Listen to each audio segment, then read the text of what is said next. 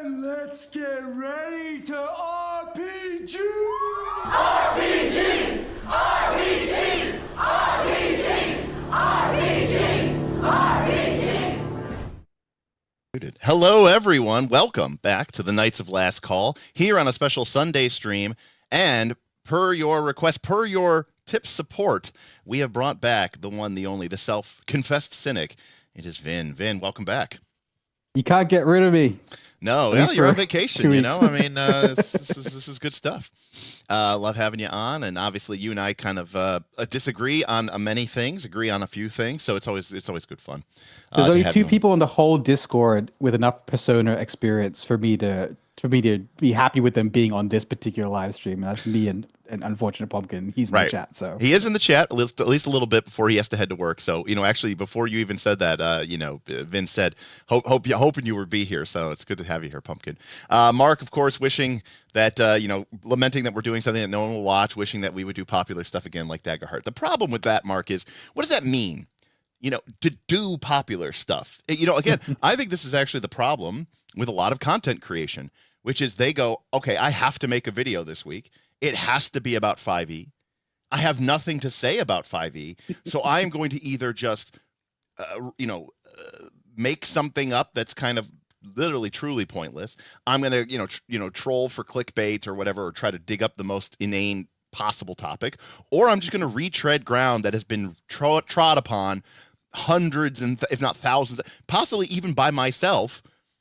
And so that's the price that you're put into. So it's one of those you could just be like Ginny D and just not read the DMG for like 15 years, whatever, and have that in the back pocket.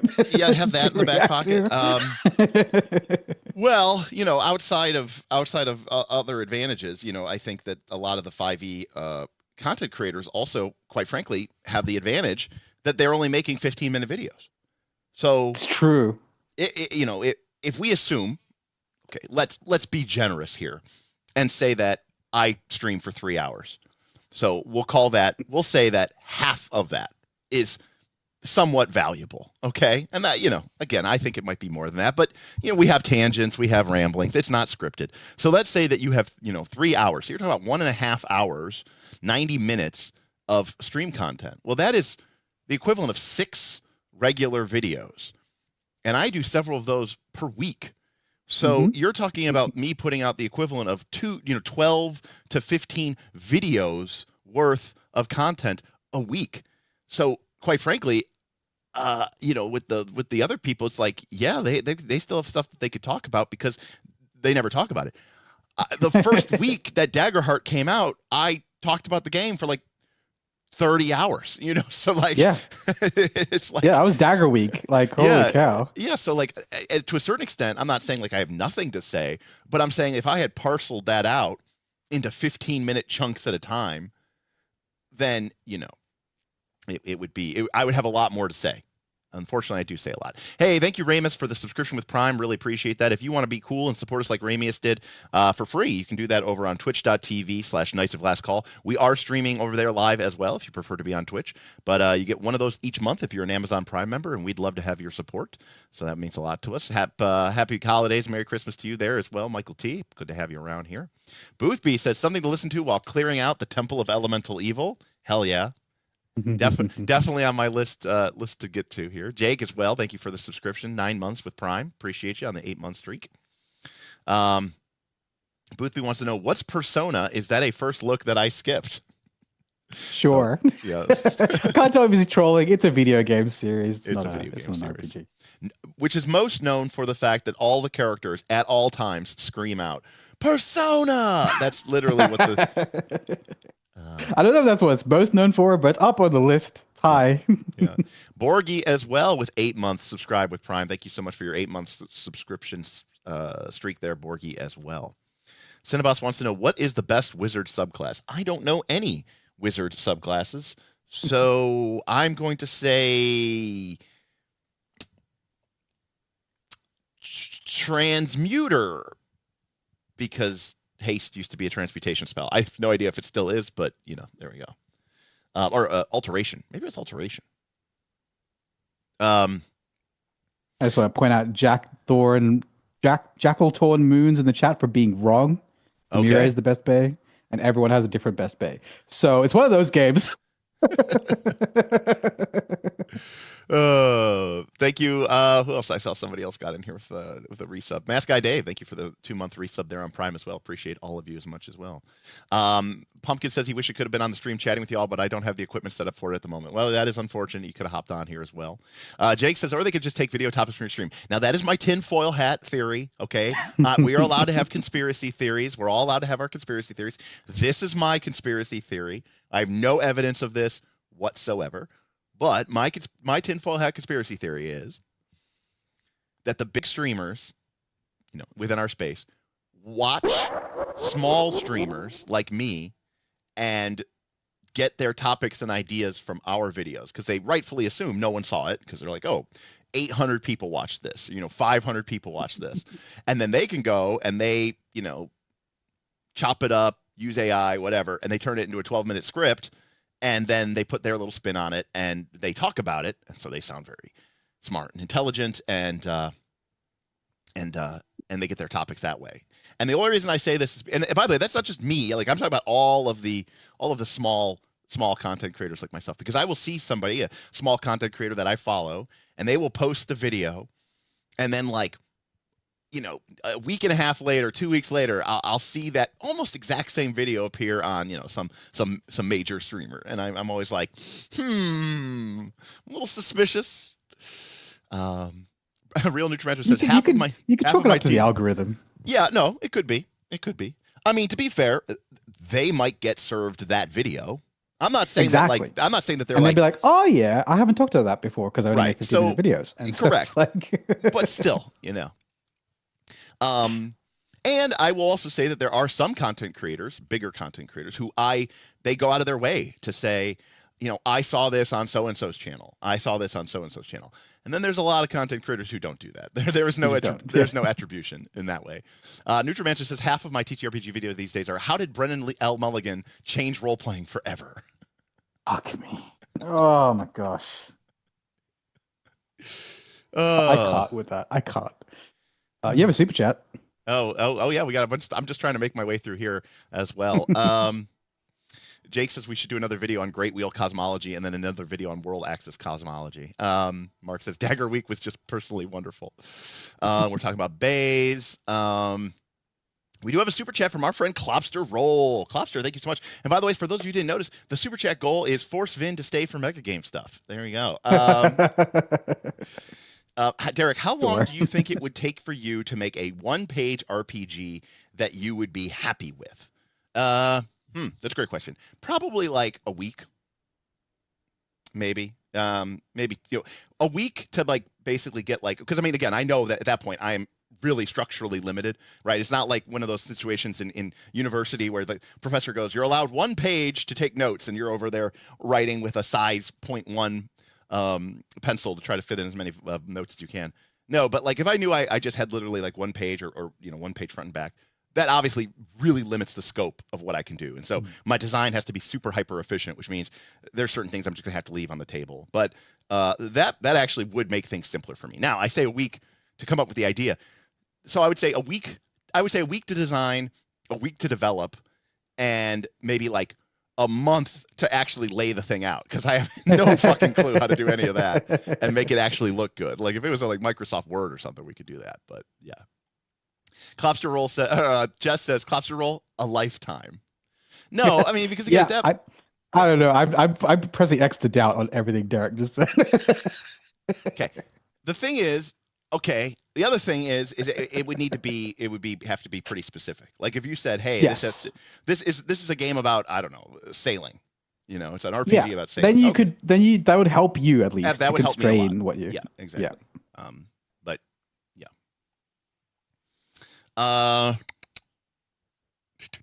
See here, a one-page mega game. There we go. Yes. Zipper says, I agree with Vin because Klopster says that you're happy with. Okay, so yeah, Jess said the same thing. How long would it take him to make a one-page RPG? I believe his numbers. How long would it take him to be happy? A lifetime of self-work to reach inner peace. Okay, I've said this before, and I'll say it again. Jess knows you really well. Well, we spent a lot of time together this year. We went to a bunch of cons. At all the cons, yeah. So I will say this.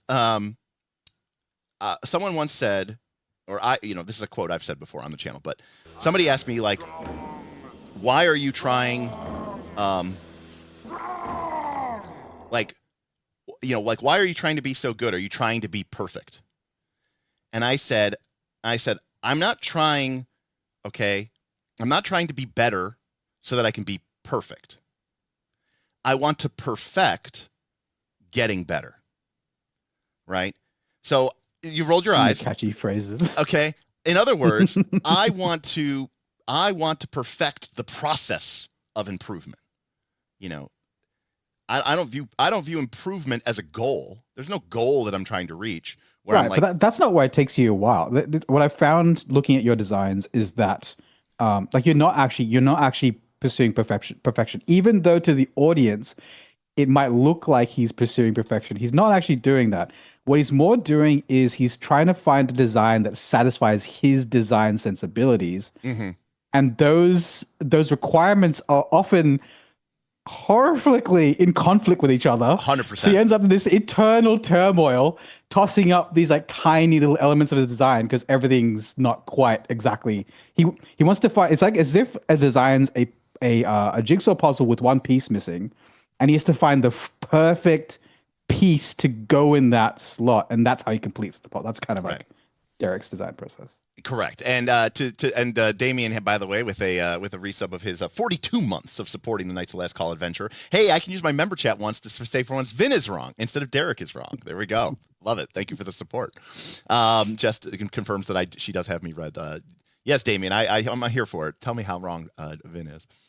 But also too, I will say that, she says, step one is to make a good game is to make a bad game. But see, I also think that practice doesn't make perfect, right? Perfect practice makes perfect. Like, I think just making bad games is not a solution for anybody in that respect. Well, G Helmet, thank you. Stuff, but, thank you for that, G Helmet. Appreciate that with the Prime. Right. I want something well designed and aesthetically pleasing to him. It's impossible. That is also true. That is also true as well. Okay, so today. And again, we've got speaking of game design. Look at what we're doing today. So we had made a poll before the holidays to do a stream, and this topic won. So the patrons do get to vote on stream topics from time to time. And unfortunately, I had forgotten that we had a draw steel tip goal that we needed to go back. In fact, we actually have another draw steel tip goal. We need to go back and finish the remaining three classes: talent, troubadour, and tactician. Okay. Oh! I thought you'd already done those. No. Right. Yeah, because you still have to do the other classes. Well, no, there was a discussion of how much money would it cost for it. And I said, and then there was the thing like, should we look at the monsters? And I said, okay, let's get through the core classes first. Okay, let's do that first. But one of the topics that came up was this idea of, or it was submitted by Pulf, a good friend of the channel's, and it was about bonds and friendship. And the reason why this kind of came up is for a couple of reasons. One is I have sort of become aware more over the last couple of years. Is one of those things is that I think this is an underserved area of tabletop role-playing games, which is what I call sort of the sort of friendship is magic, the power of friendship, the cozy cottage core type game.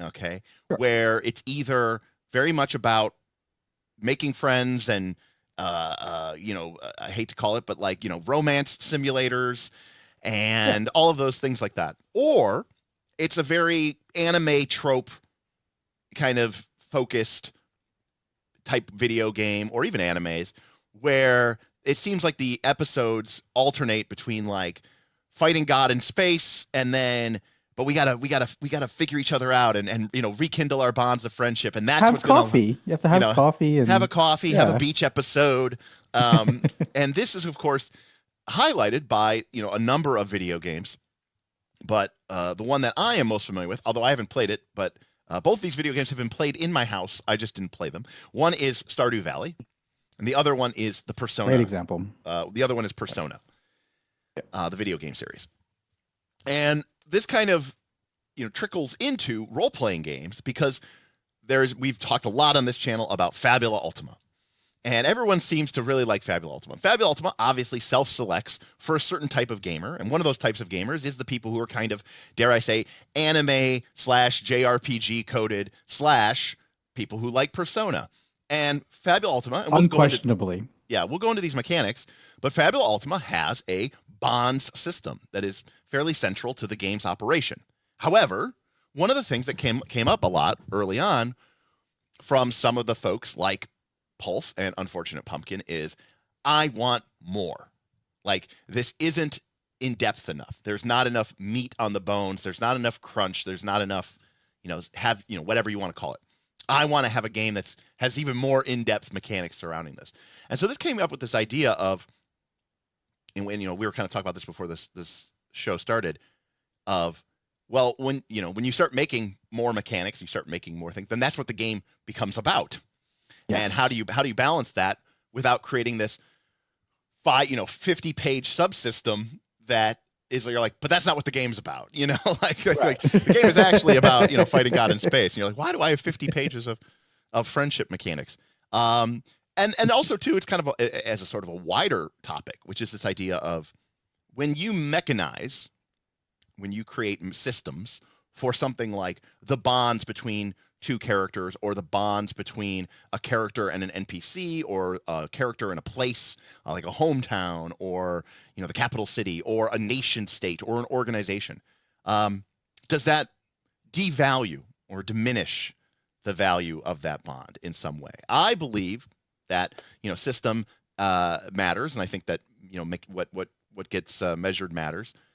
But some people feel like sometimes that kind of stuff can kind of trivialize. Like, because it's the classic thing where D&D, the statement is D&D doesn't have that stuff on purpose, right? Because even though it wants, yeah, I'm sure. It's very much like, it doesn't have friendship mechanics because they want it all to exist in the role play or whatever it was. What's that term you made fun of yesterday, which I actually enjoyed your take on, which is the fruitful void? Oh yeah, fruitful void. Yeah, I think that's very much that kind of take. Right. Like, to me, again, I'm not an art critic, but fruitful void to me is like where where you pay me, okay, $50,000 because you want a stunning piece of artwork to put into your hotel lobby. All right. And and I go, okay. And then I deliver an empty canvas and you're like, what is this? And I go, it could be anything. It is infinite possibility. Each of your guests is a unique person. Just like when each of your guests looks at this blank canvas, they will see their truest piece of art. I can't compete with that. And so I've given them the greatest gift of all. And the person looks at you like, no, motherfucker, I paid you $50,000 for a piece of art. This is not a piece of art. This is a blank canvas. The title of the piece can be The Fruitful Void. So, I mean, I get it. Music is just as, the absence of notes is just as important as the presence of notes in music. Sure. I understand the value in not having everything defined, but sometimes I think people get a little bit true trigger happy with that. Yeah. Yes.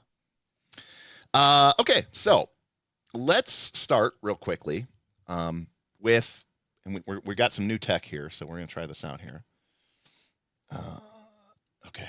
So we've got a shared whiteboard here, so this should be a fun experience. Yes, I can't do anything, right? I'm pretty sure I can't. No, good. That's fine. I don't want to be able to. Yeah, okay. You sure? Yeah. Sure? No, yeah, I'm happy. Yep. Okay, because have you ever tried a whiteboard with two people drawing? I mean, it says you're an editor, so. Oh, but I'm only seeing the shared screen. I'm not seeing the. I think if you link me the. Okay, got it. Yeah, I got the share link. I could send it to you. But, yeah. I'm happy to go with that. Okay, so the mechanic for Fabula Ultima is one there that in the core game you have 6 slots available and they're blank, and these are for your bonds. And what happens is as you play through the game, you can pick from a list of emotions. You can basically have like love or hate. You can have admiration, inferiority, loyalty, mistrust, affection, admiration and inferiority, loyalty and mistrust. And now this bond can be with a fellow player. It could be with an organization. It could be with, for example, in my Fabula Ultima campaign, which just had its second session, there's sort of the evil empire, and several characters have a bond with the empire. They hate it. They mistrust it, that type of thing. And as you add these emotions to your bond, you count up how many emotions you have. So let's say I have hate, inferiority, and loyalty, right? Maybe it's like, you're king, and he's an incompetent king. You're loyal to him, but you're inferior of his like wealth and stuff. Yeah, exactly.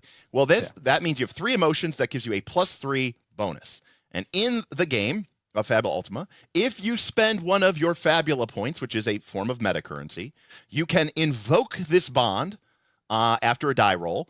If you can, make the effort to explain how or why this bond drives you. And that will give you either a +1, +2, or +3 bonus, depending on how many emotions that you have with this bond. Spending Fabula points is good because it'll let your dice rolls get higher. You can spend them after the roll, so you can turn a miss into a hit or a failure into a success. And spending Fabula points is one of the ways that your characters earn XP. So by tapping into your bonds, you are essentially not only able to turn misses into hits, but you're also doing the process of spending Fabula points, which is going to give you XP. And this is it. This is the complexity of the system. Now, how do you add these emotions to your bonds? Well, mechanically, the way that you do it is during a game session, you occasionally will have these camping scenes where your characters are basically like a beach episode, if you will. It's a bit of an interlude. And the idea is that at the end of each camping scene, your characters can either form a new bond or add to an additional bond. And the idea is that the events of the prior scenes and maybe that camping scene should reflect on the bond that you are doing. But I mean, that depends on how, quote unquote, deep into the role playing you want to get. And then once you have 6 bonds, you're tapped out. Now, there's a couple of issues with this. So, and Vin, I'd love to get your thoughts on this. So the one is, people can't help themselves. There's a meta. There's a meta. A lot of people a lot of people go. I actually didn't know this. Go on. Okay. A lot of people go, well, I should only have bonds with my fellow players. You get to +3 as fast as possible. You get to the +3 as fast as possible. Right. Because that's going to come up a lot more than if I have a bond to, like, even in my Fabula Ultima campaign, you have a bond towards the Empire. Okay, well, what if we go and we're not fighting the Empire? So now that bond isn't doing any work. Okay. Yeah. So that's number one. It's like the idea that, hey, you should metagame that. Number two, if it is a bond, say with a party member, a lot of the bonds are going to look the same because you only have these 3 choices of 2: love, hate, admiration, inferiority, loyalty, mistrust. So it's a pretty simplistic system. Number 3, bonds can occur if the enemy fumbles or if you roll a crit. One of the opportunities is you can create a new bond. So you can actually create it in the middle of a conflict. And some people feel like that feels like too random. Well, it's a couple of things. It's too random. It's too easy. It's a bunch of things. Yeah. Lollipop says you can even go OP harder by having a bond to the party. Oh no. Okay. And believe it or not, this is actually one that I think is I like. But my understanding is that a lot of like the band of the red hand in Wheel of Time. Sure. Well, I think one of the key things though is like I'm okay with Matt having a bond to the band of the red hand. His group, his group of retainers, his group of hirelings. Yeah, and that's a lot different than having it to Rand and company. Well, he does though. The Tarviran, so the Tarviran kind of have their own. I mean, you could say 2 Rivers folk have a band. And I think that would be okay because there's so many characters in Wheel of Time that's not literally everyone, and that could be exactly as long as it's because at the end of the day, Fabula Ultima is a game where you're trying to just mechanically express story ideas and feelings, right? Yeah. But one of the things which I enjoy in the game, which some people have said that they didn't like, is that when a character in Fabula Ultima is reduced to 0 hit points, one of the options that they can choose is to surrender. And this means that their character does not die. In fact, they're actually awarded with 2 Fabula points.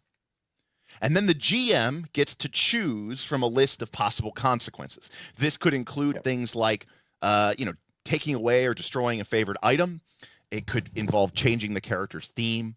But one of the things that the GM can do is destroy, create, or twist one of your character's bonds. Yes. Yeah, I hated that when I read that. Right. But I can see why you did it, but yeah. Right. And so the idea is that if I have a party member, if I have Vin, and let's see, I hate him, I admire him, and I feel a sense of loyalty to him. That about sums up our relationship, right? So then we're in a boss fight or something, right? My character goes down to 0 hit points, and I choose to surrender, and the GM says, "Okay, I'm wiping that bond out." Because that relationship has changed. Can you only remove one, or you can just wipe the whole bond? I think you can wipe the whole bond. That's wild. Now, that doesn't mean like you're like, oh, I have amnesia and I don't remember who this person is anymore. It just means that the something has changed narratively, and a big part of it is, okay, let's figure out what that means. Yeah. You know, how does that, what does that look like when your character surrenders? Let's see here. Resentment. You are forced to erase one of your bonds and replace it with a bond towards a character chosen by the game master. The new bond must be hatred, inferiority, or mistrust, your choice. So it's the player's choice. If they starts with hatred, inferiority, mistrust. But the GM can force you to erase one of your bonds. Yeah. I read that. That's awful. Right. And I thought that was really interesting because... Of course, it's interesting. It's definitely interesting. Right. Because, like, I'm imagining... I mean, again, you're taking random mechanical events and then you're trying to create a story purpose after the fact. So, for example, let's say that, you have a tanky character and your character gets targeted anyways and gets taken out and you surrender. And I go, hey, erase your bond towards the tank and replace it with a new bond of either hatred, mistrust or inferiority, because it's like, it's like, hey, you were supposed to protect me and you didn't, Yes. And we can kind of create story elements just through that process of changing these bonds. But you're not the only person who didn't like that. I think a lot of people likes dislike it. that. But so, I mean, I think the problem there is, so then what? It's too broad. Well, but the other thing there's is, a couple problems. Well, because then bonds just become like this one-way numbers go burr thing. Because I'm not. I said, I wouldn't mind if you could twist one of those. Like, say, for example, twist one of the elements off a bond. Is that's actually pretty cool. And then they could campfire a scene, talk it out, and twist it back or whatever, right? You can do that kind of back and forth with it. But the erase a bond, and I went and checked, you're right, it's erase a bond. Yep. Erasing a bond is like essentially just undoing all. It makes it lacks and I hate to bring this up for a game like Fabula Ultima, but it lacks verisimilitude. Oh God, yes, that is a terrible thing to bring up for Fabula Ultima, for sure. Right. But it is what it's doing. It's like, wait, so you're saying I forget my hometown and now I mean, for starters, hey, we got a tip coming in from Scotty F. Thank you, Scotty F, with a $50 tip. Thank you so much. Scott F tipped $50. Here is to a very fruitful void in 2026. Here's to a fruitful void. Emoji. Here's to a fruitful void in 2026. Scotty F, thank you so much. Thank you so very much. Appreciate you so much. Fruitful void. Now everyone's going to tease me with that for all time. I mean, already off the rip, though, you can only have 6 bonds, Vin. So I also hate that. But so keep going.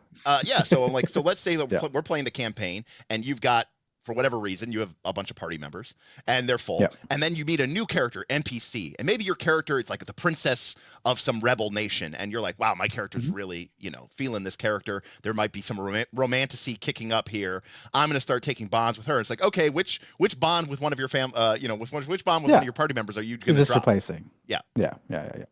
Again, this is one of those interesting mechanics that I hate. Right? It's like it's obviously interesting because like, oh, which do you choose? Your bond to your hometown or the new love? Yeah. Right? I can see why you're saying that. Yeah, and here's the thing: restrictions breed creativity, and I think that's really interesting because I think, it's like the idea of like I have friends that I don't talk to anymore, and I would hesitate to say that we're not friends anymore, but other things in my life came in and took importance. That doesn't mean that like I hate them, and it certainly just means that I don't have that ability to sort of draw upon that strength. Yeah, like Jess is saying on chat. So a lot of people pointed out that you don't forget them. I'm saying mechanically forget them. Like you just yes, mechanically you forget them. Yes, but also exactly. I should point out, and we can get your thoughts on this as well. If you don't have any Fabula points, that bond means nothing too. I should point that out. Yes, also strange, but I can see that's actually very good for balance, and I enjoy that limit. Yes. Yeah, so it's one of those games can see second live. It's a little bit of a tangent, but one of the things that I really appreciate. So, for example, we're running the One Ring with Bob and Tim and his brother Danny, Bob's brother Danny. And one of the things about the One Ring is that you can spend a hope, which is it's a currency that represents your characters. It's basically the analog to your character's physical endurance, which is called endurance, and then you have this spiritual endurance, which is called hope. And you can spend hope to get a 1d6 added to your roll. But you can also, if your character has a list of distinctive features, you might have like bold or sneaky or whatever.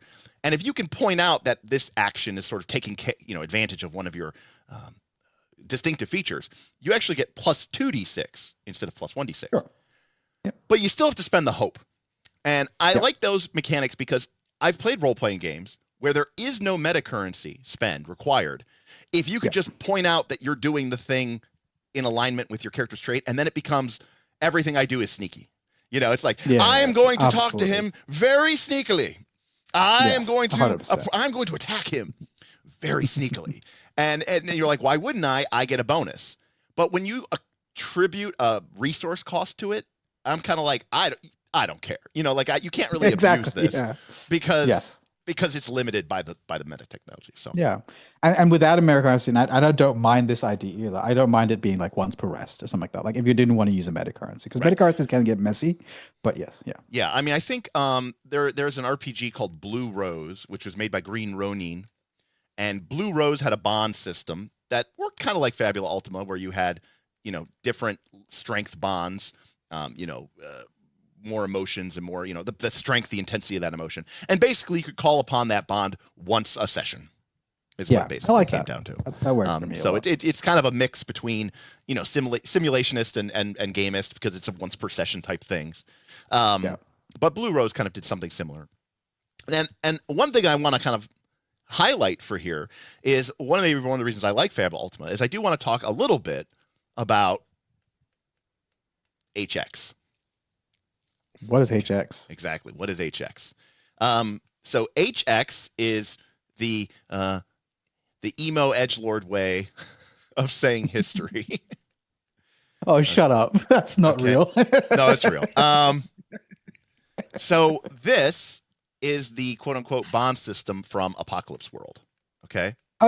Got it. And this is this is kind of, for me, represents how I think of bond system. And I think it's different than the way that other people think of bond systems. And I want to describe this mechanic first, and then we can talk about it. So basically, when you're doing character creation in Apocalypse World, there's a series of prompts at the end of your character creation, like, who here knows you best?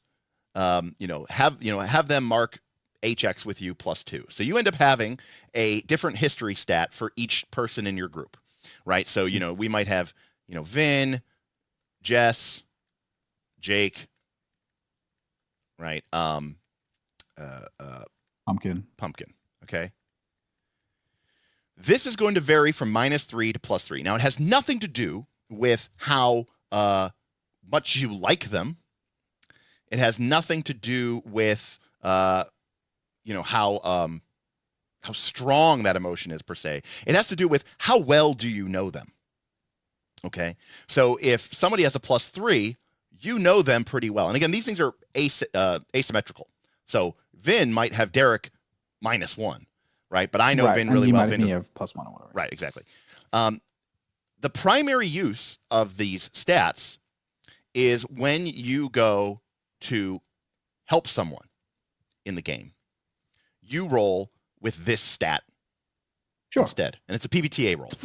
It's pretty funny, but okay, cool. Okay, yeah. So, and now I should actually, when I say help, I should actually say, I think the terminology is, I don't remember exactly what it's called, but you can either give someone a +1 or a -2. So it's help or interfere. Okay. It's aid or interfere.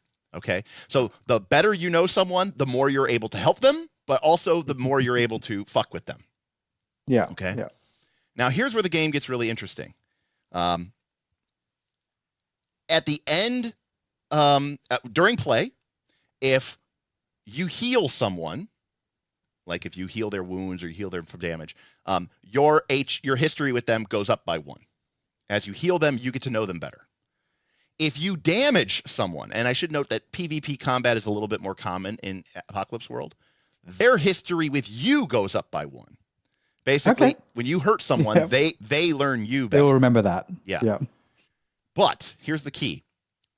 When history either goes, if it would go below -3, or if it go above +3, it doesn't. Instead, it resets to either plus or -1, and you mark an XP. And the idea is that your relationship has sort of changed. And the example I give is that, right, you might be dating someone, and then your relationship status with them gets to +3.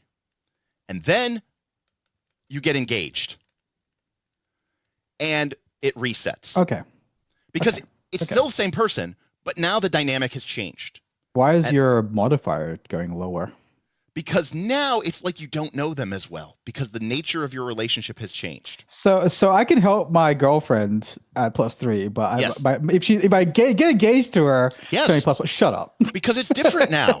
It's different No, it's now. not. She's just what? It's different now. It is different, but it might be stronger. I mean, it depends on your relationship, I guess. But yeah, You know, look, you know, I'm you not know- co-signing this, but I can see why you find it interesting. Well, because like, for example, before when they called you up to ask them, you might have said, no. Nilbog says marriage is a huge debuff. Yeah, Zipperfest says you knew your girlfriend, you don't know your fiance. You guys are bad at this. See, look, everybody here is in chat. Yeah, so by the way, so you get engaged, it goes up to +2, then it goes up to +3, and then it goes up to +4. So instead, now you're married, and you say, you know what, I'm going to stick it at -1. Like we should not. I don't know this person. I don't know this person at all. And I enjoyed that. I enjoyed the semi-realism and all that, but it's only accounting for half the life's experiences. So I'm not entirely on board. Level 2 Gender says, I think that way of looking at relationships is nuts. Exactly. I'm like, what are you talking about? But okay. Jackal says, I'm a great boyfriend. I'm a mediocre husband. So again, I mean, I'm using this as a metaphor, but this is the way that history works in Apocalypse World. So you have these, and especially because of how that game does XP, it makes perfect sense in that game. Correct. It's a little bit trickier, harder to get XP. Like basically, this is one of the main ways you get XP. And they should note that it's not about it rewards your relationships getting better or deteriorating. Right? You can blow relationships up, or you can make them really good. It's not about like you might have your hated enemy and you're at +3, right? Because you know them so well, Yeah. And for that I guess for people who find it hard to track emotionally, the experience is your essentially saying like you're reaching new steady state. That's the award of experience. So it's like, correct. Yeah. So your bonus might have gone down, or your penalty, but you've gained experience, and that's kind of where that balance. Well, there's also a gamist part to this, right? What gets rewarded gets repeated, and this game is saying we want you to be changing your relationships. You should not have static relationships. The more you change your relationships, the more that this game is going to reward you. And the way that you change your relationships is by healing people, harming people, and at the end of the session, you can pick somebody who you feel like your relationship has changed with, and you can increase or decrease your history with them. And does harm include things like insulting them or like stealing from them? Or is it just damage? That might not be something I know. I mean, you might say like at the end of the session, hey, I really tore into them and gave them a lot of shit. That's only like one, right? But like the actual mechanic of the harm mechanic, like if you hit somebody in the head with a pipe, their history with you goes up. I mean, I don't want to say like you should metagame this, but I'm also saying that you shouldn't metagame this. Like if my relationship with Vin is +3, I might tell Vin's player, hey, get in a fight with me. Because if you punch me in the mouth and I take a point of harm, I get experience. Okay? Now that is what I call a narrative mechanic, because that mechanic is pushing conflict. It's pushing character growth. It's pushing dynamics. Also a perfect example of why I hate narrative mechanics. But I can see what you're saying. You're like, I understand it. I hate it. But I understand exactly. it. Right. Yeah. Which is, by the way, an example of what I said. Your relationship Vin, with PBTA might be +2, you know, because you know yeah, straight up. You know it very well. Can you scroll back up to the Fabula Ultima emotions? Yeah. Have a look. Yeah. Yeah, so I hate it, I admire it, and I mistrust it. Yeah, there you go. So I'm probably at a full +3 with freaking PBTA. Yeah, there you go. That's awesome. See, perfect. The Lollipop goes, this is all a big scam. This is just pushing Derek's agenda. Yeah, once Vin gets to +4 narrative mechanics, he has to get married to PBTA. Actually, a great example of this for Vin actually would be something like this. Vin doesn't know PBTA, right? He starts with a -1. Okay. Vin starts getting exposed to PBTA, right? He starts exploring it. And maybe it hurts him a little bit, right? And so every time PBTA hurts him, his bonus goes up. And then he spends some time talking with people, and he says, you know what, I'm gonna take my +1. And then finally he's at +3, and he's like, I feel like I know this game pretty well. And then he finally reads a PBTA book, and this would take him to +4. Instead, he marks an XP and then resets it to -1 because he's like, now that I've actually read it, I actually hate it more than ever. Worse. That's happened in the Discord so many times. People linking me like a whole page of PBTA. I'm like, yeah, that's what I was talking about. That's why I hate it. You're like, and like, or like, do you ever see people where they go, you know, like they thought they understood something, or they thought they liked something, and then when they actually went to go like learn more about it, they go, now that I've learned more about it, I actually don't understand. I actually understand it less. It makes less sense to me. It's even more crazy. So Tundala says, I mean, it's interesting. He says, I mean, it's interesting because it positions all the players as storytellers and authors and not as actors very much, because they're thinking about the mechanical framework and the meta implications of their actions rather than what's truly appropriate for their character. And again, that's really the sort of the key stance of, you know, actor versus author versus even director stance, which is the idea of, you know, what's appropriate for my character versus what would make for the best story. And to be clear, like ultimately a player wouldn't, they just play and this would happen naturally, right? But because it's rewarded, I think it's almost like, it almost becomes, because there's an incentive, it does push it from this happens naturally to play to directorial, like people will start preferentially. Because what gets measured gets managed, and what gets rewarded gets repeated. So, you know, and this is one of the reasons why, I mean, XP, and even if you use milestone-based experience, what are you rewarding people for doing in your game? Right. Jess says, oh yeah, when my friends and I were trying to play Monster of the Week, at the end of one session, I announced that I wanted someone to manipulate my character next week because I wanted to see the mechanic in action, right? I just wanted to, you know, I just wanted to see it. This wouldn't get you the best story. It's what would get you XP. Okay. I mean, I can conceive of that. I totally agree. That's, to be fair. And one of the things I wanted Derek to touch on at the start, once we get into discussing how we would do this differently, or if we do it differently at all, is what our goals are. Right. That's really is like, what do you want these mechanics to do in your system? Yeah. Now, I will, just for completeness sake, and then we'll talk about Persona and we'll talk about Stardew Valley. I want to contrast this with Dungeon World. In Dungeon World, you write down a bond with a I actually really like the way Dungeon World does it. With a fellow character. So a bond might say like something like, I must protect Vin. He's too weak to go, you know, to go alone, you know? Yeah. Maybe I'm like the big, strong, burly guy. Vin's like the roguey McRoguester, the Hobbit or whatever. Yeah. So my bond is, I must protect Vin. He's too weak to go alone. And the idea in Dungeon World is you play that bond. That's sort of that is the idea of me, by writing it, by speaking it into existence. I am stating something about the nature of the relationship between me and Vin.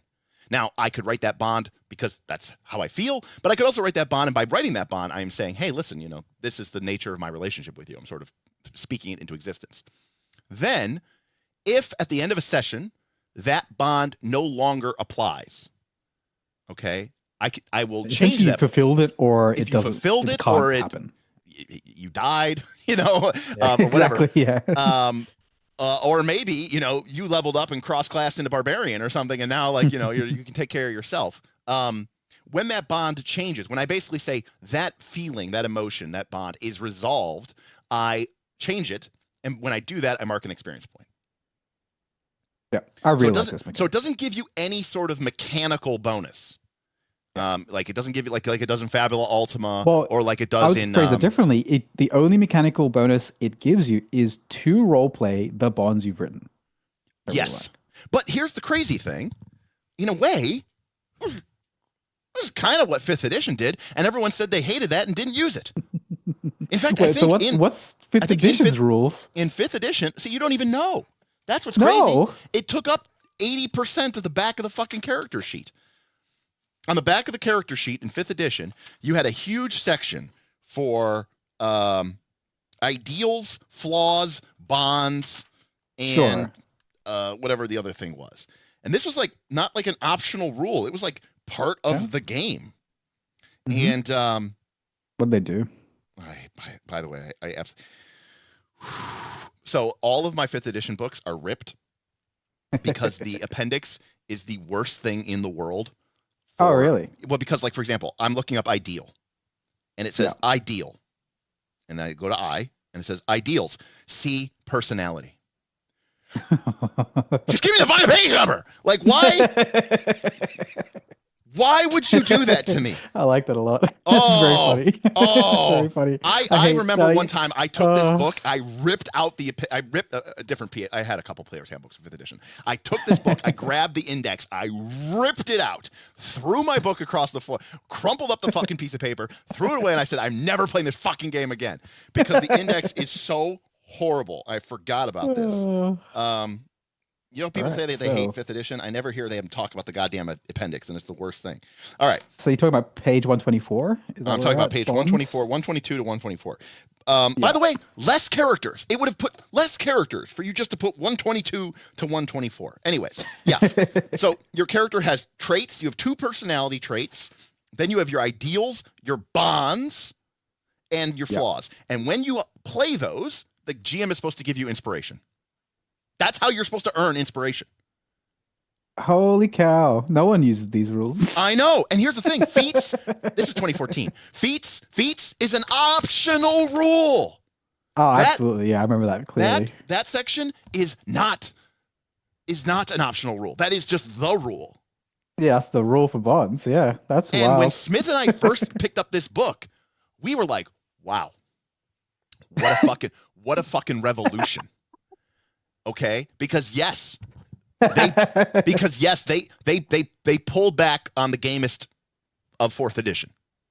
Yeah. But look at the fucking step up. They're like, somebody's been playing Dungeon World. This is like Smith and I when we read this, because we're like, wow, this is the way that we talk about 4th edition as being the first D&D game that mechanically created systems for non-combat mechanics in the form of skill challenges. We're like, 5th edition D&D is the first and only version of D&D which has narrative role-playing mechanics, because it is specifically awarding you with a meta currency, inspiration, by playing to your character's traits, ideals, flaws, and bonds. Yes. And then that, by the way, this was 2014 when the game came out, and we ended up not playing 4th edition or 5th edition for a bunch of reasons, and we played Pathfinder 1 because we really hadn't played Pathfinder 1, so then we got into Pathfinder 1. We played a little bit, I should say, but we put it away. Years later, I start this channel and I start learning, start talking to way more people than I ever did. And I remember early on, these were like early in our streams, I was like flabbergasted when I just got everyone in chat being like, oh yeah, we never use that shit, or no one uses that. I didn't even know what the rule was. You didn't even know what the rule was.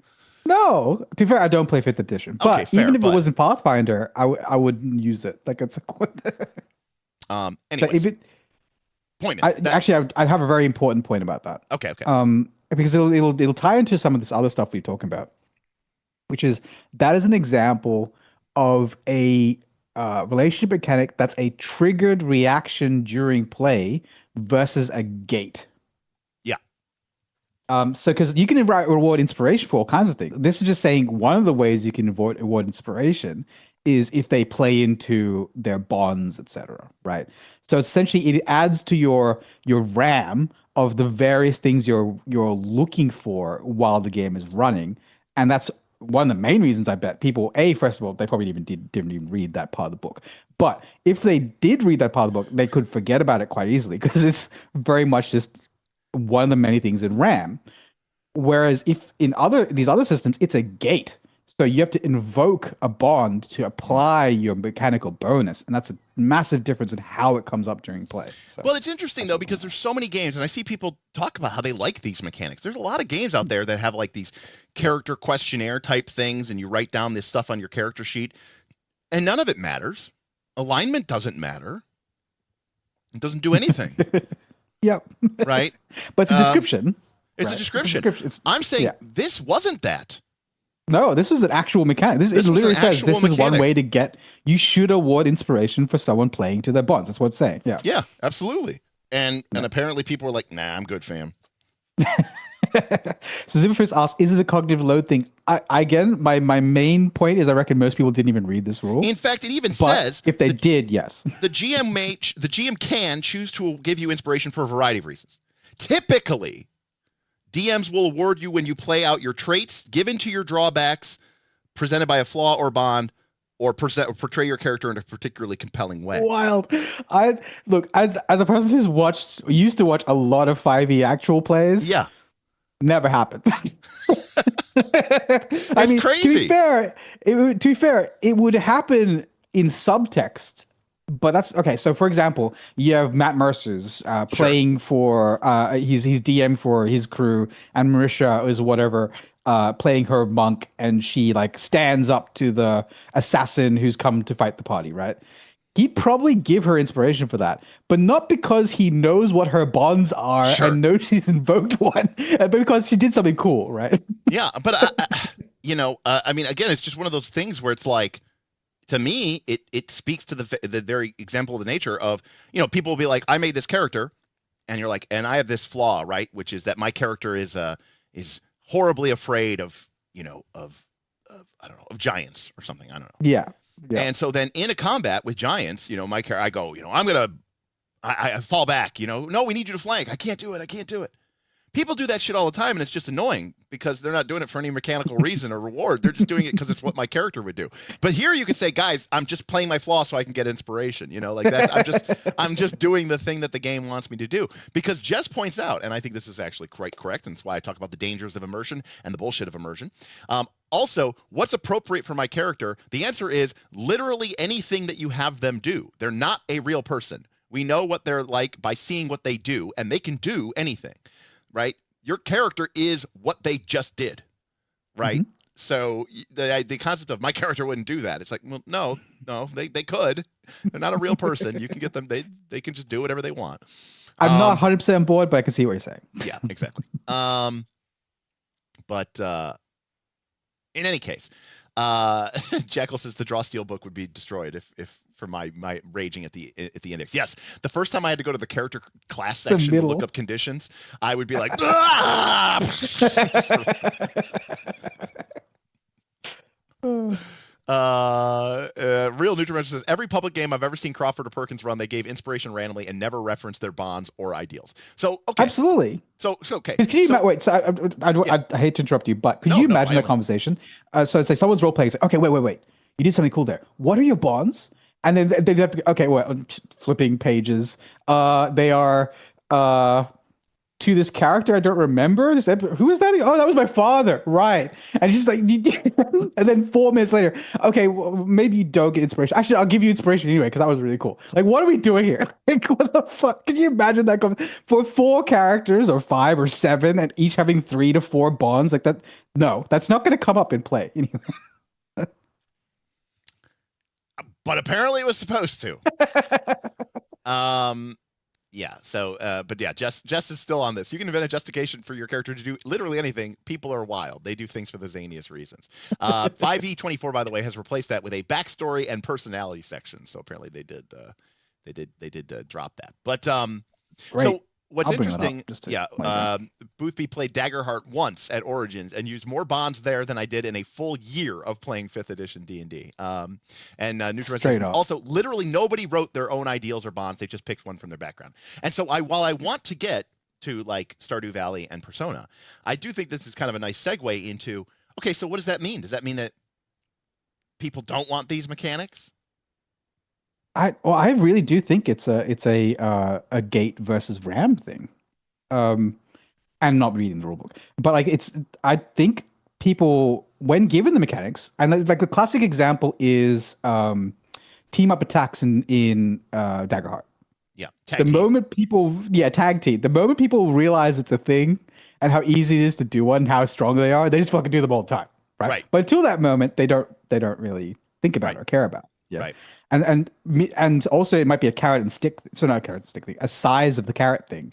Inspiration flows pretty freely in a game. But the only way in the entire game, so it's more like a gate. The only way in the entire game you can get inspiration, then people would start leaning into it more. So it's the size of the carrot, the rarity of the carrot. That's a lot of stuff there. But I think people do want it. I think, like for example, it is one of those things you keep hearing about in Fabula Ultima. Like it comes up in the conversation if you talk about Fabula Ultima. I like how the game does a bunch of things, but one of the things I like is bonds. It's pretty cool. Right. So we've talked about how these systems present themselves in, say, a TTRPG. And to be clear, even Dungeon World or Apocalypse World or Fabula Ultima is at its heart still really about, fighting monsters or, fighting mutant wastelander people, or whatever. It's not really as so much as about that. Now, contrast this with anime or the Persona series or a game like Stardew Valley, which has a very complex system where with all of the characters in the game, there is a back-end number that reflects as a number of like hearts, and you have to build up your score with a person with gift giving and remembering their birthday and knowing what they want for a gift, and the different values of the gifts. And if you don't talk to them, the relationship starts to decay, and you have to reach certain thresholds of the relationship in order to unlock other benefits. And it becomes a much more, it starts to look more like a sphere grid or a path of exile, like a feat chain. And it really becomes its own kind of form of experience points, basically. You're earning XP with that relationship. It's its own, you're leveling it up. You're leveling up. It's its own power curve that's intrinsic to the core game's power curve. Like you need to interface with it to get that power. Right. Yeah. And I think that, do you want to explain? Do you want me to explain what they are, or do you want to just like? Yeah, please. Yeah. By all Okay. means. All right. So weirdly enough, I'm not much of a Stardew Valley fan, but I do know quite a lot about it. But I'll focus more on Persona. So I think a good thing to do is to zoom out and go, okay, what are these systems doing in these games? So in Fabula Ultima, your bond system is one of the ways you can apply Fabula points. And I think that's why a lot of people use it as well, is because it's one of the best ways to using a bond, invoking a bond is one of the best ways to get a mechanical bonus using Fabula points. Fabula points are usable for all other kinds of things, but to get the like a +3 or whatever, that's pretty much the easiest way to do it, using those points, which you might have like just piling up. So what it's doing there is doing a couple things. It's having that aspect of the game that isn't really present in a lot of D20 fantasy games, which is the connection between players. So I would say that's an element of maybe simulation, but maybe the best way to put it is emulationism. Emulation. Yeah. It's emulating this connection that everyone knows. Like when Legolas and Gimli first meet, they don't hate each other, but they don't like each other. Right. And then one movie later, they're like blood brothers, right? And I think that's actually that's a great example of going back to the Fabula Ultima mechanics, which again is like love, hate, admiration, inferiority, loyalty, mistrust. The strength of Legolas and Gimli's bond was like always +3. Right. Right. Because in the beginning, they were using that kind of mistrust and hatred and inferiority, right, to drive them to, I try to outdo him, and, there's no way, I'm not letting you outscore me, elf, and I'm going to keep going harder in the paint. And then if Legolas wasn't, Gimli definitely was a +3 the whole time. Yeah, correct. And then of course it starts to swap from hate to love, from inferiority to admiration, from mistrust to loyalty. But the strength of the bond doesn't really change. So mechanically, it was just +3. Maybe it was +2, Yeah. +3, you know, but it never really. Yeah. But what only thing that changes here are the tags, essentially. Yes. Yeah. And yes, obviously it I- means that you can maybe use the bond in a slightly different context, you know, from Right. a role playing perspective. And But- the cool thing about that, and that why bond systems are cool, I think intrinsically cool, is it lets you actually mechanically represent that thing you see in stories all the time. Like Rocky is down for the count, and then he sees his wife in the crowd and gets back up again. Like it lets you do those things, which is like to extent what some of these games are leaning even more and more towards doing. Like it's the power of friendship, right? Or yeah, it's the power love, of friendship. power of love, whatever. Yeah, exactly. And it creates, as you Right. say, emulation. Because we go, Yes. but that's what happens in the movies and stories. And you know, there's a part of you that goes, maybe it's simulationist, you know, like the mother Yeah. that lifts the car, you know, up off of her kid or whatever like that. And, you know, maybe you do try harder because you're doing it for the person that you admire, the person that you love, or that's your Yeah, rival, and you're But gonna. that's the beauty of emulation, is it's essentially a cheat code for simulation. Yes, it's it's a doing cheat simulation without all the bullshit. Correct. Right. Because if we were playing some sort of, you know, Chaosium game, we'd be tracking like our dopamine levels and Yeah, like exactly. What's that freaking because there's that bond hormone. It's not dopamine, it's the other one. Anyway, that's is it serotonin? no, not serotonin. Serotonin is like your pride and your social standing hormone. But there is one for that happens after, you know, the bonding bedroom hormone. times. Yeah, The bedroom times. Yeah, it's, I forget what. oh, Oxytocin. Yeah. There you go. There Chat you go. knows. We're a bunch of fucking nerds.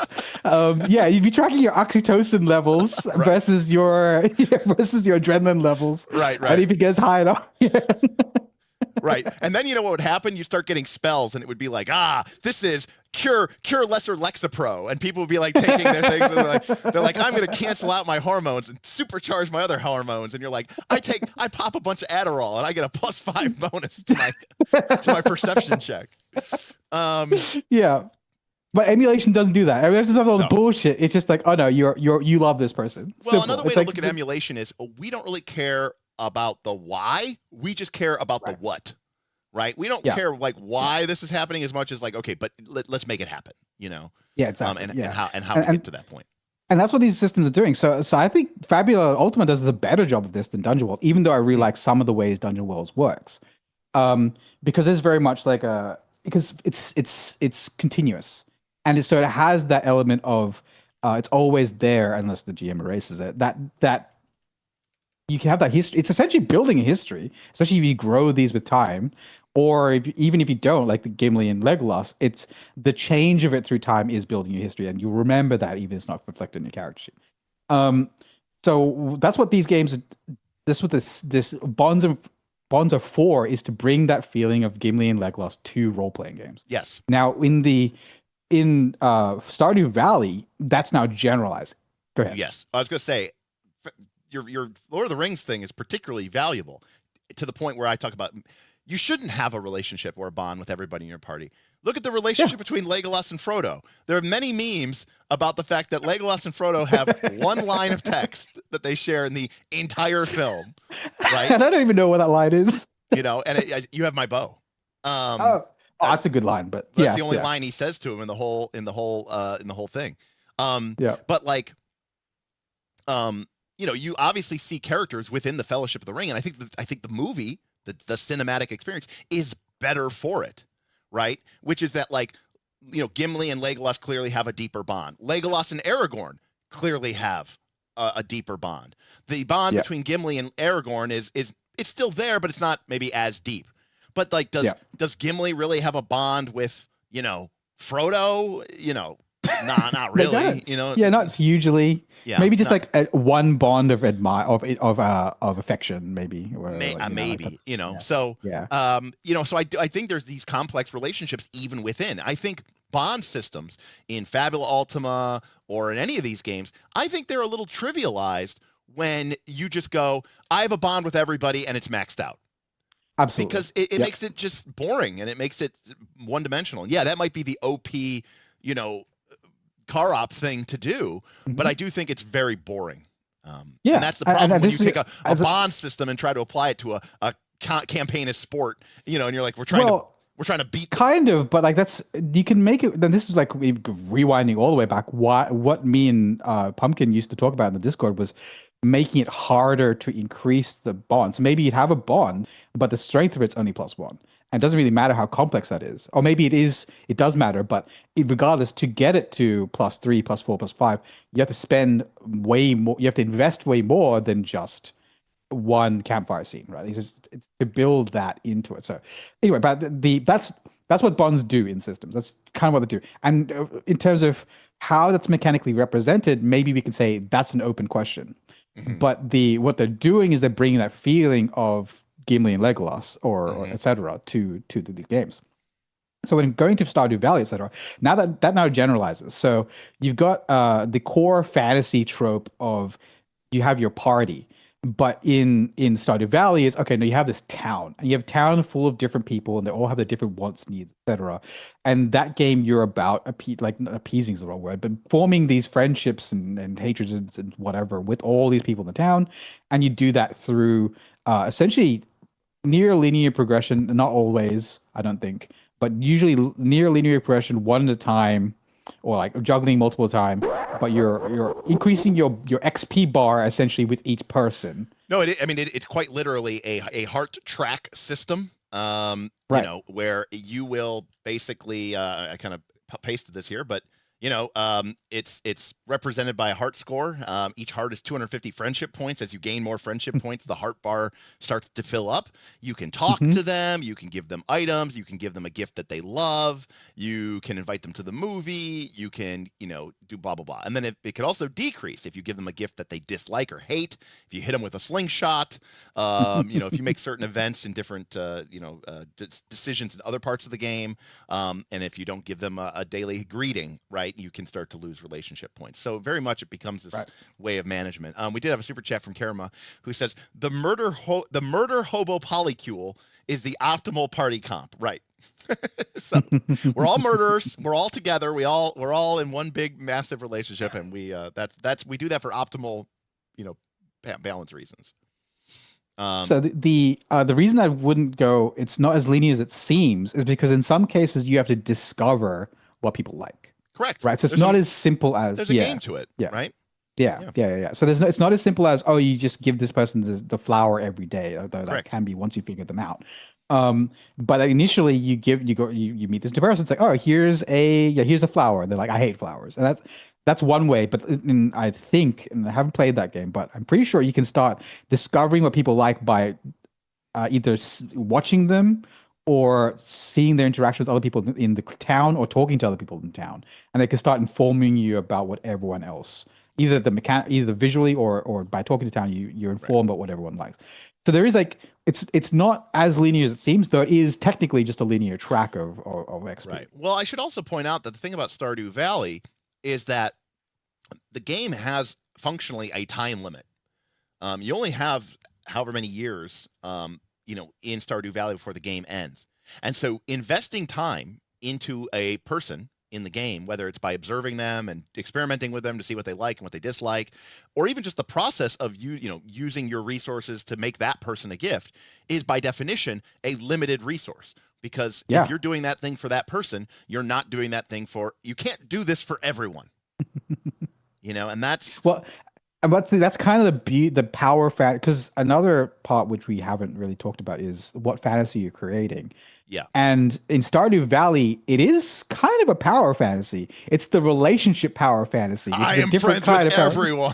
Exactly. I have the best town with the best produce, and I have friends and friendship maxed with everybody. That's the Stardew Valley power fantasy. But I think that's a power fantasy that should be in TTRPGs. Sure, yes. Whether it belongs in your given F20 game is a different question. Sure. But should there be a TTRPG with it? I think it'd be awesome. Like, it would be really fun. Right. Again, when you think about the number, we all make fun of it, but we all have seen actual plays. We've all know about the Strixhaven You're a Coffee Shop Barista adventure that they released. There is clearly a significant portion of TTRPG people who very much are interested in this. And before you say that this is just for people who just want to role play in a coffee shop, enter Persona. which basically Right. the game is 50% fighting people's repressed dream nightmare creature things, Correct. and the other 50% is, well, then there's like 30% from what I saw, randomly breaking down and destroying old personas or something to like min-max. Fusing personas. Yeah, Yep. fusing personas. Yep. But the other part of the game is, basically like hanging out in the real world with chosen people and trying to develop relationships with them. Yes. And so so Stardew Valley is the town fantasy. Yeah. Persona is closest to the Lord of the Rings fantasy, where That's a take. because it's not about your bonds with an entire settlement. Sure. It's about your bonds just in the party. Right. And the people who are helping your party. So your confidants in Persona 5, your friends, I forget the name for it, or your S-links, your social links in Persona 4 and maybe 3. But I think it's confidants in Persona 5. That's more about creating a network of individuals that are working towards your cause and your bonds with your immediate party. But because it's more, you can argue that because it's more constrained in that way, it's not 250 villages or whatever. It's like 13, 20 social links, 22 social links, something like that. Each one's way deeper. Yeah. So you're going out with them, you're talking to them, because all of this is a trade-off, right? Because, and that's what I was talking about before the stream, is that if you a normal Persona 5 Royal playthrough for me is about 110 hours. I played it like 6, 7, 8 times, something like that. That seems like a lot. It's like, yeah, it is. Look, it's one of my meditative games. I get it. That's me with Final Fantasy 1, right? Right, there you go. Like it's like ASMR. I'm just in it, and like the world disappears. People are like, I'm like, I like the grinding of Final Fantasy 1 because I'm just like, this is just I'm just hitting the buttons and killing the monsters, right? And getting golden experience, and just I'm in the flow state. Yeah, I get it. Yeah, exactly. And so the Persona anyway. So the for Persona 5 Royal, like if you have 110 hours or so for a full playthrough, I would guess that only about 5 to 7, maybe 10 of those is your social links. But that is 10% of a very big game, and still has to do everything else. Has to do all the dungeons, all the enemies, all the fusing, the actual plot, the storyline itself that's playing out, the discovery of the mysteries in that game. Like it's no secret that a lot of Persona games are actually, if you're to give them a genre, it's mystery / something else, right? Mm-hmm. So in Persona 4, you're discovering who the killer is in your small town. In Persona 3, you're discovering why time freezes at midnight for an hour. In Persona 5, you're discovering it's kind of a split up, but it's the meta story is why is society being corrupted by this influence? Right. So because you have a main character, right, in Persona. Yeah. Correct. Yeah, you're the main character. Essentially, your party members aren't really your party members; they're NPCs, right? Yeah. In that way. Yeah. So it's a little different because in a TTRPG, they would be being played by people, players. Yes. Right, and so you're talking about unlocking content, essentially by interacting. Very with important these people. Difference. Yeah, and I think someone mentioned Stardew Valley is the same way, where if you get your relationship high enough with a person, new dialogue options become available, and you can learn something more about the town and the thing. That's a lot harder to do in a TTRPG, Oh, it's impossible, and I think that's why it's valuable in this conversation that we're talking about these in segments. You could have like my character won't talk about like what happened to his family unless you reach relationship level 8 with me. Oh, right. I was thinking of a different way. Like you unlock level 8, so you have to go off into your play-by-post forum and have your date together, right? I was thinking I think you're doing it that way. Well, so that actually brings up an interesting question. You mentioned about how Persona is between you and your party, and Stardew is between you and the town. Yeah. Something I'm noticing right now, I've had a lot of people talk about Fabula Ultima. We've only done 3 sessions. But one of the things that I think is really interesting, or I should say, I think it's really interesting, is the fact that a number of my players have bonds that have developed with external forces. The Empire, we kind of through roleplay, established that Bob had this relationship with this he's an ex-imperial and he used to be in a lover relationship with the warden, who is now a villain or whatever. I think that's a lot more interesting, and I think that does a lot better job of tying the characters, and the player characters, I should say, into the world and making them more interesting and dynamic than I have all of my fellow party members listed down, and all of them are maxed out. Yeah. Right? Yeah. And I think that's really boring. I agree. And I think it's one of those things TTRPGs, because like we said, it's all a trade-off. Because so say you have a party of about 7 people and your confidence list is 22. So of your confidence list, it's only about like a third of your confidence list. So it is attaching to the town or to the area or the greater world, but it's not at the same time. Like, you're not learning about the intricacies of how it is to prepare homework assignments at school. No, you're learning that the school homeroom teacher secretly has to kind of be like a call girl on the side. It's not world connection, it's people connection, right? So it is a fundamental difference in the goals of what Persona is doing versus the goals of what a TTRPG is. Well, to be clear, I mean, when I talk about dungeons, one of the things I think that makes a dungeon interesting is when you make it, full of interesting encounters, and it's a cool board game in the sense of the space itself is fun to negotiate and navigate, and there's cool treasures. But I talk about the importance of lore. And I think that one of the things that, it's a big part of my dungeon design philosophy, is that this dungeon exists for a reason, and it is a layers of history, going back often, especially with your big mega dungeon.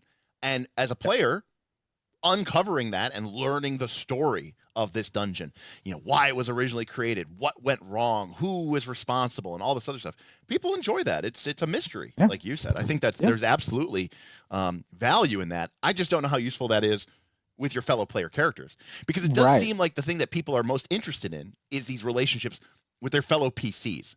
And I'll even say that the Fabula Ultima, I think, kind of leans towards this idea that you're having this campfire scene and you're building these relationships between each other.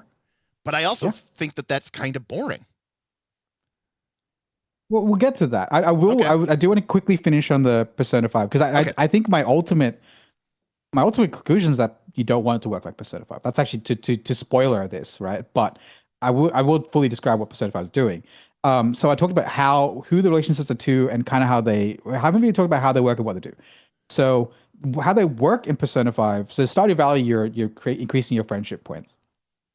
Persona 5 is kind of similar, but you're spending time. So those games work as a 1 year, or actually more of like a 9-month schedule.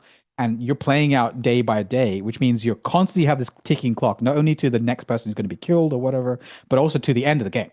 Okay. And so you have to spend, absolutely. So it's very much about choosing how you spend your time, and to increase a social link. So say you have 22 social links, that's 220, because each one has 10 levels. That's 220 blocks of time you have to use throughout the year. And a lot of them conflict. So you have 2 people who want to hang out at the same time, and actually you can only hang out with one of them. But some are only free on Mondays, Tuesdays, Fridays, and some are only free on Tuesdays and Saturdays. So that Tuesday day is like, oh wait, this is a conflict day. And then you go, okay, but this person's only free on Tuesdays and Saturdays, which means it's only 2 days over the whole week, over the whole year. So to get them to level 10, I need to spend more time on them on Tuesdays. Those are the ones who have to. That's the kind of like choices, trade-offs you're making in Persona. Right, they turned it into, well, that is what we also call an interesting game, right? You're having to make choices. You have to weigh the pros and cons, and you can't have it all, and so you have to make decisions. And the first time you're playing it, you don't know when the periods of the year are that time will be skipped. Like, for example, in school holidays time, you usually lose a week of time or 2 because someone needs your help. And there's all these segments of the year that you actually don't know how much time you'll have available, just like you kind of in real life. It's kind of emulating that.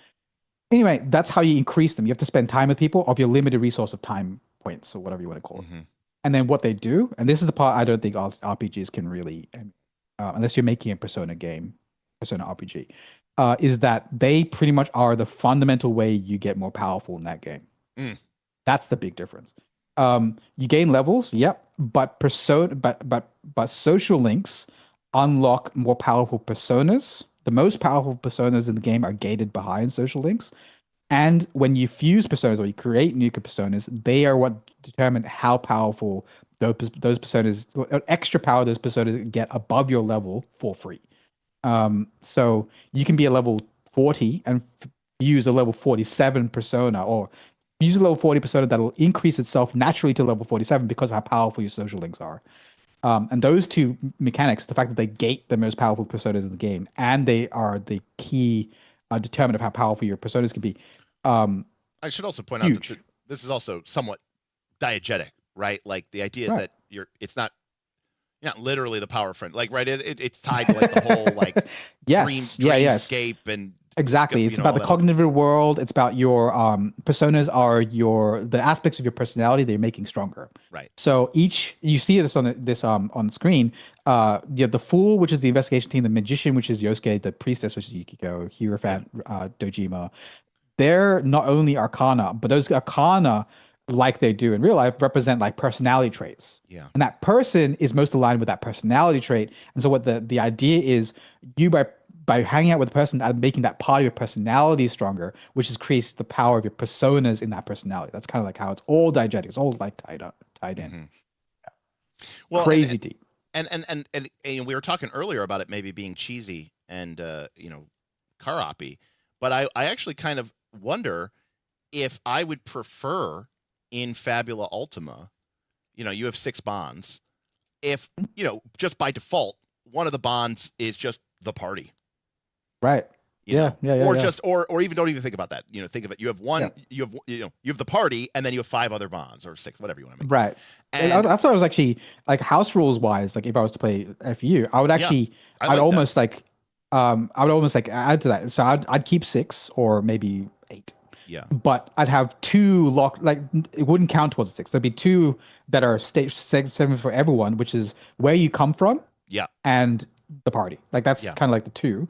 And then you'd have the 6 you can freely. Yeah, because I think number one, I understand the desire for you to have these complex relationships with each other, with each individual person that sort of evolves. And I could get that. Yeah. However, I hate to say it, but like in a game like Apocalypse World, okay, where you have that history that can go up and down, the game is a little bit more, or Monster Hearts. We didn't even talk about Monster Hearts, but Monster Hearts, right? When you Monster Hearts doesn't have history so much as it has strings. And the idea is that, like a puppet string, like you gain strings on people. And the idea is that you have this sort of manipulative currency, right? Because Monster Hearts is all about being like a shitty teenager, as well as being a vampire, but, or a werewolf or whatever. But, there's this implicit idea there, or even explicit idea of a little bit more of like, we're not all necessarily a party, right? We're all the main characters on the show, right? But it's more of like, but we're all not necessarily on, we're not the Avengers, right? We are just the main characters on the show, and we might be in constant conflict. More like a show like Lost, right? When we're all definitely on this island together, but we're all not necessarily friends, even if we're all the protagonists. And I think having those complex differing relationships isn't as interesting, because one of the things that I've seen is that a lot of people play Fabula Ultima, and every camp scene, they build up a bond with a party member until after 18 camp scenes, you have a +3 with everybody. Yeah. Well, this goes back to one of the things I'm really happy that we got to in this order which is goals. So and it goes back to that power fantasy thing I said a second ago. So for Stardew Valley, the goal or the power fantasy it's emulating is, I have the best talent and I'm friends with everybody. Yep. Right. In Persona 5, it is, I'm solving this mystery and I do so via the power of friendship. Different, very different power fantasy. And Fabula Ultima, I'd argue, and one of the reasons why I appreciate that its bond system isn't too much, I think it's too small, but it's not too much bigger, is that it's not emulating you are making friends with everybody. That's what Fabula Ultima is about. Fabula Ultima is about you're following this giant JRPG 50 level JRPG storyline where you're interacting with these bosses and your villains are getting away and coming back again and all the kind of stuff. That's what it's emulating. So it's like you have to pick what the goal is for your bond system and how much of the game you want it to take up. Yeah. The problem, I think, with Fabula Ultima, the reason why I liked history from HX from Apocalypse World or bonds from Dungeon World is because it was really more about the dynamic changing, right? Rather than it being like, leveling it up, like you said in Stardew Valley. You're trying to level it up. In Persona, you're trying to level it up. And in a sense, like with bonds, there's no, you can evolve it, but not really. Like we said, now the game does give you the option when you surrender for the GM to nuke it. But for whatever reason, people really don't like that idea. Yeah. Because they don't want their bonds to change. Can you imagine, like... Well, no, they just want to imagine... Well, because the power fantasy. Their idea is, I'm best friends with everybody. So. I have a +3. This goes back to verisimilitude. And even though you laughed at it, like, imagine in Lord of the Rings if Gimli gets knocked out in halfway through the Two Towers. Yeah. And he doesn't have amnesia. Right. He remembers Legolas. Yeah. But he just suddenly treats Legolas differently. Right. It's that's what you're saying by deleting a bond. That's why I'd prefer it being changing a bond or reducing a bond's strength by one step. Right, like, but the problem there is that mechanically that's not really particularly interesting because once it gets to +3, then it's always at +3. And right. Yeah. But I feel like it doesn't have to just be mechanical. I would feel different. But it is a mechanic, so if it's not. But if you reduce it by a step. So say for example, Gimli felt betrayed because Legolas didn't have his back in his moment. You could take away admiration. Right. And so I think that's what surrendering does. Right. Well, no, because it deletes the whole bond. Well, no, but it deletes the bond, and then the GM gives you a new bond with a new character. It could be that character again, and then you choose whether it's mistrust, anger, or whatever, inferiority. Lollipop sitting in his sideboard for your bonds, because I like the idea of it, of it evolving and changing and being this dynamic process. And quite frankly, I also like the idea of the mechanics informing the fiction. I died. I surrendered. Derek blew up my bond with you. Now I am put into a situation, what I'll call a true role-playing situation, where now I actually have to be a writer and an actor, and I have to think, what would be the reason that my character's relationship would change with you? Instead of immediately assuming the defensive stance of, my character wouldn't do that. It's like, well, yeah, but the game tells you a lot of stuff about your character all the time. Like, you're dead now. You're unconscious. You're charmed. You're slept. You got turned to stone. We use dice mechanics all the time to tell you things about your character. This is just another example of the game telling you something about your character. While I agree with you, and you are technically correct. Yes. I can't tell someone who doesn't like tomatoes to like tomatoes. It doesn't matter how healthy tomatoes are for you or they're not. I don't give a shit. They don't fucking like tomatoes, right? It's like those things that you can't force the player. And it depends what kind of goals you have for your system. Do you want it to be enjoyed by a lot of people or just people like Derek? I'm curious, Vin. You're sitting down to play a role-playing game with somebody, okay? And you charm their character or you dominate their character, okay? Yeah. And they tell you no. Sure. I see what you're saying. I don't approve of that. Yeah. Wait, so the question there becomes, I don't like tomatoes. What expectations they have sitting down to that? To be fair, and this is true, some people do quit the game if you dominate them. Right. Or like you knock their character unconscious. They go, I disagree. I don't think that's what my character would do. Yeah. So this goes back to the restaurant thing where I came for Italian food and I'm okay with you give me Italian food. But once you give me something else, I'm going to get mad, right? That's kind of the same. It's expectation setting. What are they coming into the game for? Right. Is part of that discussion as to whether they be fine with dominate or not. I mean, they're playing a game that has dominate in it, so they should be. So. Yeah, they should be, right? So if it's a spell in the game, I think you should be fine with it. In this case, you should be fine. Or in my case, of Fabula Ultima, I just delete that rule. But in your case, a player at your table. But by deleting that rule, these bonds will max out and never change. And then you get stuck in a rut. And the whole point of the bonds, in my opinion, is to be dynamic and for it to evolve and for it to change. I think Dungeon World and Apocalypse World do that really well. Not only does it change. See, to me, that's not the point of these bonds. I think it is. I'm sorry. It is obviously in the game, but I was running Fabula Ultima, so I think that's why people are upset with them, because they are treating it like a Persona bond or a Stardew Valley bond, where they're like, "I'll level it up and max it out," and that happens after 3 times. Exactly. Yeah. So in Vanilla Ultima, right? that wouldn't. First of all, it'll take far longer to get a +3, or maybe it would stop at +5 or something, and there'd be different mechanics. I'd delete erase, but I would replace it with something else. There'd be different mechanics that would influence how they can shift with times. Like for example, in Persona, there's inversion. So you can in some Persona games you can actually completely make them hate you if you do a wrong thing. The point where so that you have the same mechanical power against you, so it's all Arcanus +6, but they hate you. And I do things like that, but I wouldn't necessarily do it the same way that they're doing it. Yeah, I don't know. I mean, I will say that because I do think the idea of your character having these connections to other things in the game world is a lot more interesting. I think that's such a lock as to what a good one of these systems should do. I think the natural tendency is to want to go like, oh, you have all these relationships with your fellow party members. You know? Yeah, sure. And I have a bond. I have a bond with Vin. I have a bond with Vin. I have a bond with Pumpkin. And I'm kind of like, yeah. And in my mind, I'm like, yeah, that should just be +3. I mean, you know, like what? I mean, you guys are all. Yeah, exactly. Like, who cares? Yeah. You know, you guys. Or are maybe all it's like plus. It's only related to where you are in the campaign. It's nothing to do with how much you interact with each other. It's like starts at +1, and when you get to the end of the game, it's +10. Or fuck it, I don't care. Correct. Right. Whatever. Yeah.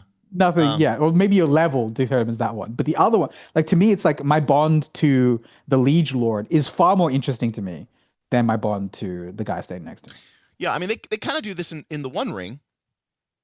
In the One Ring, your character has that hope pool. Each character has their own hope pool that they can use as a currency. And by the way, it's not just a meta currency, because if you spend all your hope or you spend too much hope, your character does become miserable, right? Like the weary, the misery of the world starts to get you down.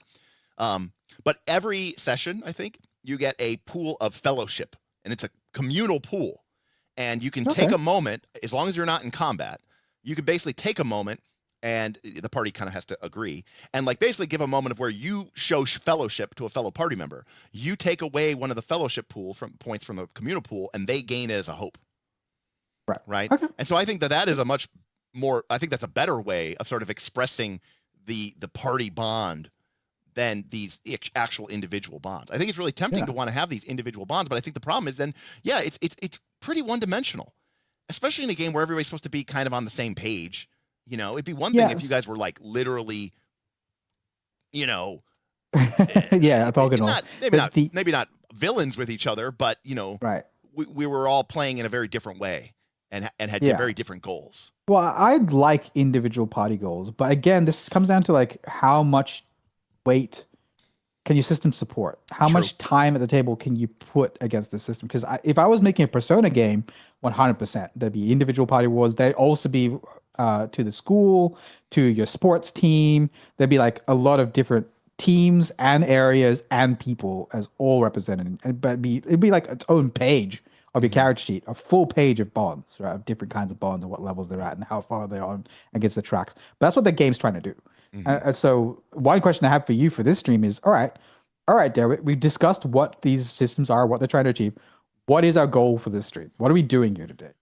Well, I mean, the point is just to have a pointless esoteric conversation about these things and whether or not, I mean, like basically the idea is, if let's say Pulf and I were to create our own JRPG, TTJRPG, okay, or we were to create a cozy core TTRPG. Should the bond mechanics be more complicated than they are, say, in Fabula Ultima, or even in Dungeon World, where it's like, I have a bond, if you resolve it, change it, and gain an experience point, right? As opposed to something like Stardew Valley, where it's like, did you give me a gift? Do I like that gift? Is it my birthday? Is it my day of the week? Is it raining outside? Did you talk to me last week? Is the gift that you gave me something that I like? Is it valuable? Did you make it out of something that's precious to you? And there's this whole algorithmic system, right? Are you flanking? You know, are you giving me two gifts at the same time? Do you have sneak attack for, you know, whatever sneak attack equivalent is for giving gifts? It's a surprise. Like instead of a rogue, you know, like you have a subclass, or like part of your class is like, you know, you're like, I'm a rogue / surprise party, you know, and like you're like, I give people surprise parties, and it's like a sneak attack, and I could do all this extra friendship damage if they're not aware that the party was coming, you know, and if I give them the right gift, it could be well, this is a great point. Like, dude, I won, dude, I won, like. I one shot bro. It was sick. We went straight to bro. It was a one shot. I crit, right? I pop my daily, And then I immediately took her from uninterested to dating. It was sick. So like this is one of those great Is that examples the kind of game where that we want to play? me and Derek should never be on the same design team because I'm a top-down person and Derek's a bottom up kind of like bottom up person. Right, you're top because like my was which is gross. Which is like because my response is okay, great. What genre is this potential RPG? Like, right. This well, normally I would say something that doesn't have like something that is cottage core like Stardew, but Persona has all this conversations and deep learnings, and yet that game is fairly serious and pretty focused on fighting stuff and stuff. Absolutely, like that, yeah. Very mysterious. Let's see here from chat. So let's see. Jess says, if you spend all your meta currency, you start losing hope in the world. If you have only bonds to the PCs and not the world outside the party, I wonder if that should have similar ramifications. Like if your bonds are only with each other, why are you adventuring home? Why aren't you just staying at home and baking for each other? and yeah, I mean, to a certain point, Jess, that's kind of what Vin was saying about having that sort of mandatory bond. Sure, you have that bond with the party, but then there's another bond that like ties you to like where you came from, or whatever. No, Jackal. We could have, instead of damage types, right? Instead of like fire, elemental, ice, we could have the 5 love languages, right? So we can have like acts of service, words of affirmation, gift giving, physical touch, and I would never remember what the 5th one is. But those will be the damage types for expressing care and consideration for people. You have like strengths and weaknesses. Yeah, you resist. You're resistant, vulnerable, immune, right? Like, I'm weak to gift giving. I'm weak to gift giving. I was abused as a kid, so now I'm immune to physical touch damage. Quality time. So I actually, there's something you brought up there that's actually I kind of love, which is the idea that bonds are actually, they're not ticking up, their count is ticking down. That you have to deplete their bond level to get to the next level. It's like HP you're damaging. I actually really like that. Friendship damage. Yeah, exactly. Wes says actually absorb physical touch, right? So if you touch me, I actually regain resistance because to me, because I'm like, oh no, damn you, go away from me. Jackal says my wife has physical touch resistance.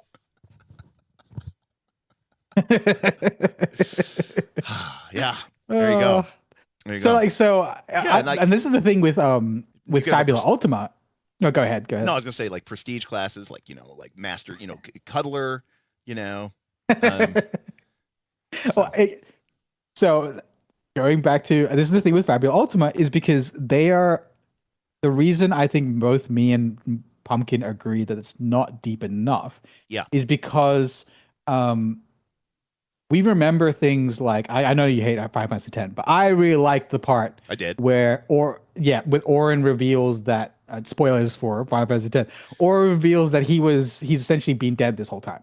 Right. I really like that stuff. Right, it's like or at the end, which is Titus is a dream, like the like a manifested dream, like that stuff is awesome to me, and it's cool to have that or Kamari.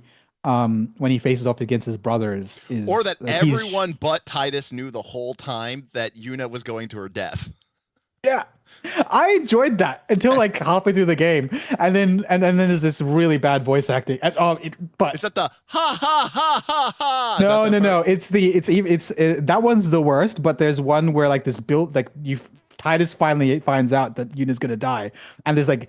And the building's on fire, and like the roofs are caving in, and he's like on his knees, and he's just like, at least that's how I remember it. It would be funny was, a deep priest. I don't know if you meant it, but yes, it's emotional damage. But in my mind, I can hear that that comedian, that Asian comedian who Stephen He, Uncle Roger or whatever, No, it's Stephen He. It's emotional damage. Yeah, so much emotional damage.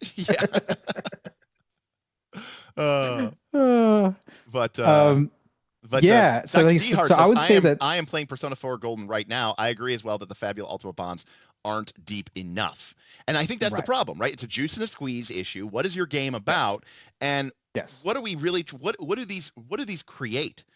Because the problem that I have essentially with the Fabula Ultima bonds is they reward you for getting your bond all the way up to +3 as quickly as you can. Have the most emotions going. and to do it with the people or the things that are going to be occurring the most often. Yeah. And I don't necessarily know that is the best result. No, because essentially you're asking a couple different questions. So one is, what's the game about? Second is, how complex of a bond mechanics can your game support? And third is, what rewards, if any, do we give for the bond mechanics? And that's those three are like, they have to be answered to be able to come up with what you're looking for. Have you ever been on when I've talked about keys? The key mechanic? Might be ringing a bell, but okay. It's been... So it's fun. So I'll talk about this. This isn't exactly a bond mechanic, but like this is kind of what the idea of what I like. It's kind of like why I like the Apocalypse World one. Okay, so they were used in other games and stuff like that. If you've ever played Lady Blackbird by John Harper, he took this from a game called the Shadow of, I think it's called the Shadow of Yesterday or something. Anyways, so your character has slots to acquire keys. Okay, and I think you start with one. You might be able to get up to like 4. Okay, and you might have something like the Key of Greed. Okay, and this is how you earn XP. And basically, the Key of Greed basically says, like, whenever you get treasure, whenever you're able to, whatever, take, get money, you get 1 XP. And if you ever have the opportunity to, like, that's almost like that's like a minor, right? And then there's like a major, right? Like if you screw somebody else out of treasure, or if you get like a major windfall or whatever. And this is the way that you get XP. So having more keys gives you basically, if you think of these as XP triggers, it's basically what motivates your character. Okay. Yeah. And you can get these, but each key has what's called a buy off. And it basically, the buy off might say like, donate all your wealth. And when you do that, you get like 20 XP. Right. But you lose the key and you can never take it again. Okay.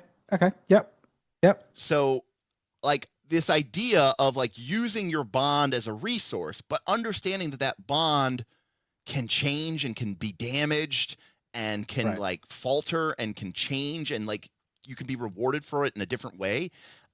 I like the dynamicism of a bond, more than just leveling it up. Because we've talked about goals and stuff, and it feels like what I think could be interesting to explore is, pumpkin. I mean, we've tossed around a couple different approaches. What do you think?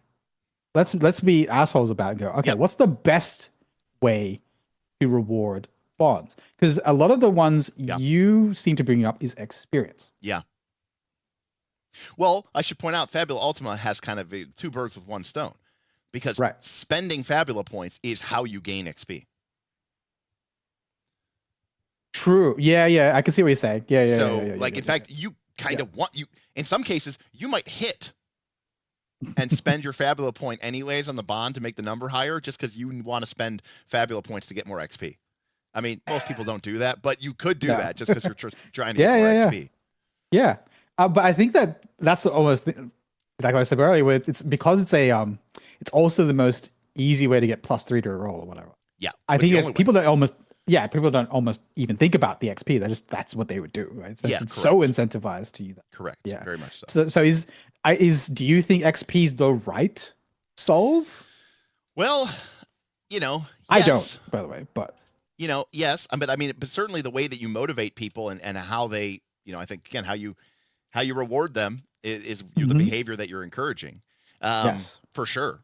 And again, I think that Fabula Ultima does have a very significant advantage, which is that by number one, there's the cinematic element of literally the power of friendship, right?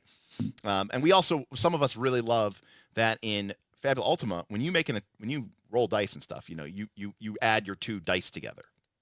There's, it's not like you don't have like a proficiency bonus in that game. Now, like you can have certain things from your job, like, oh, this gives you +3 when you attack with a melee attack. But basically you have this maximum that you could roll, 16.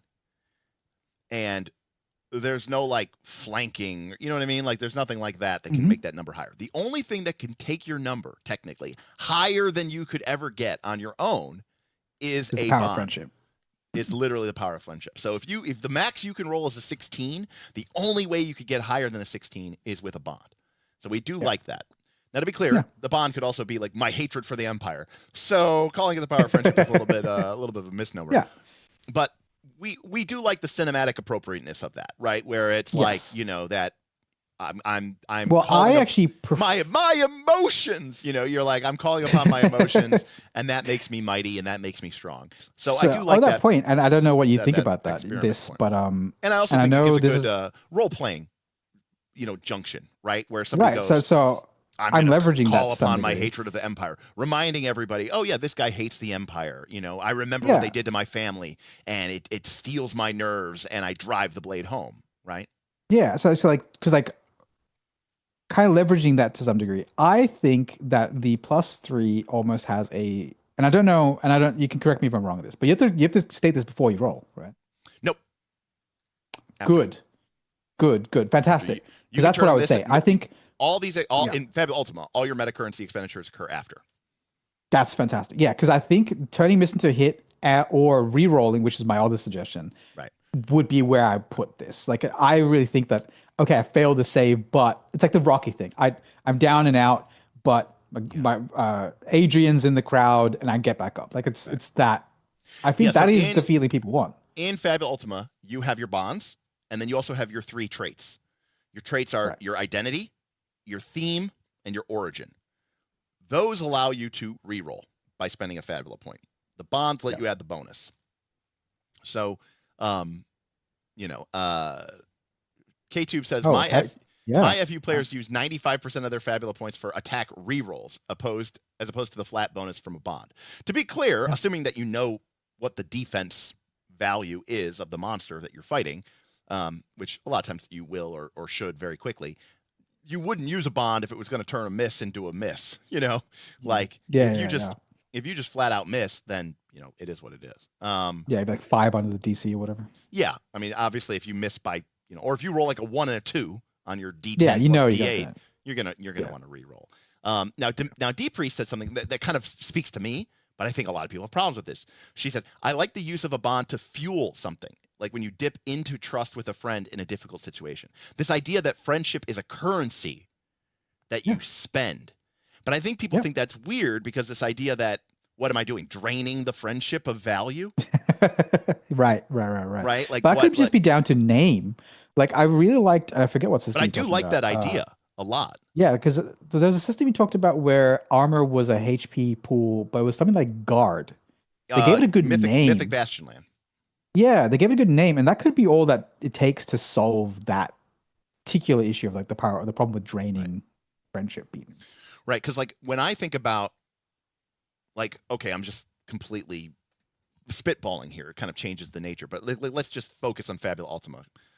Yeah. Like, imagine a world where as you build up the bond, you are building up the maximum value of that bond. Okay. Right. And so the deeper and more complicated your relationship is with that thing, the more that bond can hold. Right. But you're increasing the die size. You're increasing the denominator. Okay. Okay. Like, so, you know, if, you know, like this bond here, this this hate, inferiority, loyalty bond, right? The denominator is 3. But then that's how like the normal bond mechanic works, right? Is that you're creating a more complex bond. But then the number before it is more of like a resource that you can almost spend, right? And so you might be at 3 of 3, and then you somehow tap into that resource, or that resource gets damaged. It's almost more representing a sort of a temporary reduction, right? Like, I'm calling upon my strength of this bond. Now, it doesn't damage the permanent value of that bond. Because the second value, that's the permanent value. It's the second value that's the permanent value. Now, this second value, maybe that does change on more cataclysmic things, like massive betrayals or, you know, big revelations like, you've been dead the whole time. But like, but the first value is maybe something that is more of like the temporary value, and it sort of regenerates. I will point out that one, I think, of the biggest problems with this approach, though, is that it's okay with one bond, but once you have 10, like what are we doing here? Like if you have 10 little currencies, each with I little mean, you know, pools, I love all my currencies. No, I mean, you're right. Yeah. Yeah. So different says like if you ask a buddy to help you move, he's not gonna pick, he's not gonna pick you up lunch next time you're out, right? You've tapped out, Right. You know, we've all been there where you're like, or like when you're like, hey, you're my friend, I'll help you. I won't help you that much, you know. Like, Yeah, exactly. Yeah. I'll help you move, but like how much are we moving? It's just boxes. Yeah, but it's furniture. No, I yeah, don't correct. You know, and then Jess points out this only really applies to bonds between PCs, but I think there's a lot of strength you get out of changing who is choosing to activate the bond. Me gaining strength from my bond with a party member versus the party member giving me strength through their bond to me. And this is kind of a complicated thing that we've talked. Most of these systems the bonds have been very asynchronous, you know, or right. You know, they're not asymmetrical, I should say. I think that's better. I think it's individually tracked is another way to put it. So they're all individually tracked, right? Or self-tracked, something like that. Yeah. So I think that there's, I mean, again, yes, my natural inclination is to say, you know, track all these individual currencies. Yes. Well, but I guess it depends on how often they're changing and how often you're using them. But because like the thing that prompted that was the idea that you're spending bonds rather than because like if you look at Crown and Sword or whatever the hell that game is, where taking damage is actually damage to your items and your abilities, like you're removing items and abilities when you're taking damage instead of hit points. You could say that every time you invoke a bond, it's spent. Yep. So it's a binary thing. Yeah. Like maybe that's the direction you go with it. But I don't think that's bad. I don't think it's bad either. By the way, it also avoids the problem where, like, for example, they were in an Imperial prison.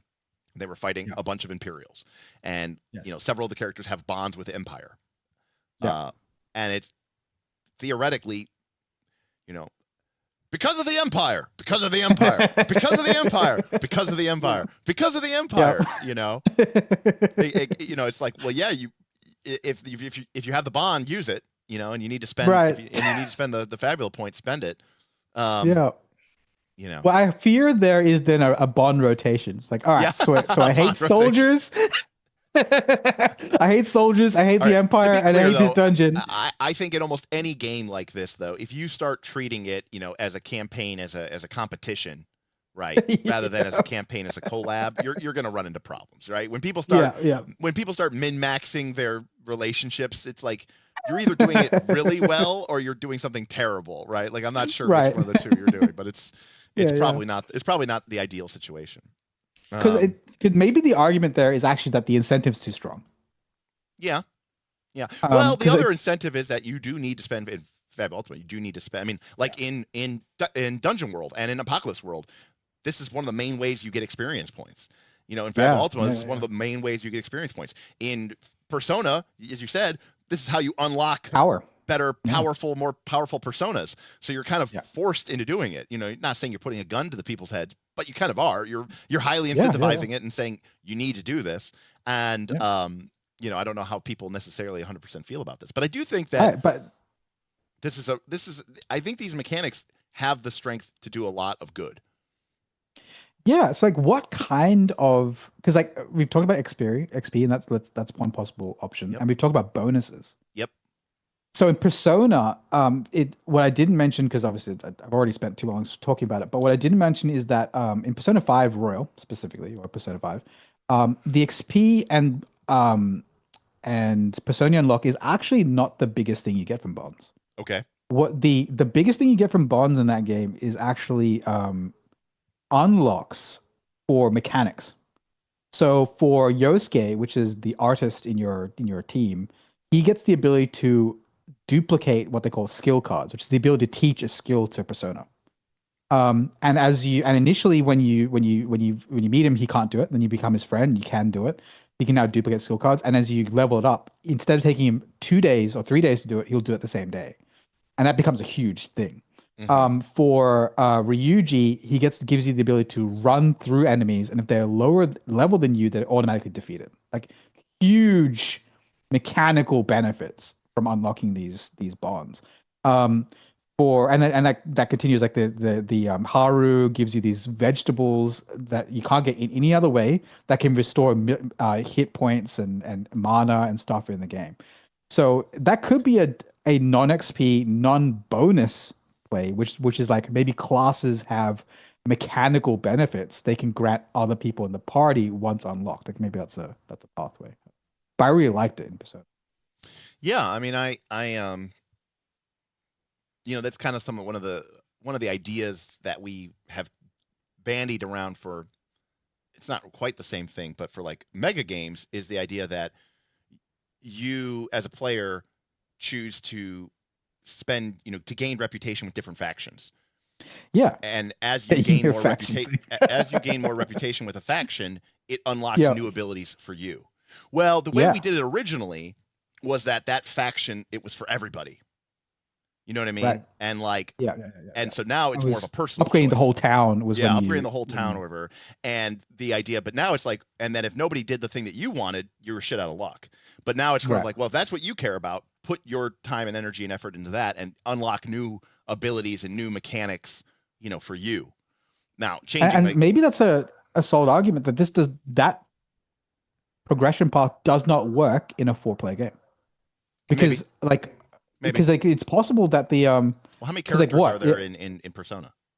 Well, your party's 4, but your total your at a time party's 4, but your total party size is like 7, 8. Okay. And the total amount of people you get benefits from is like that full S-Link list, like 22 or something.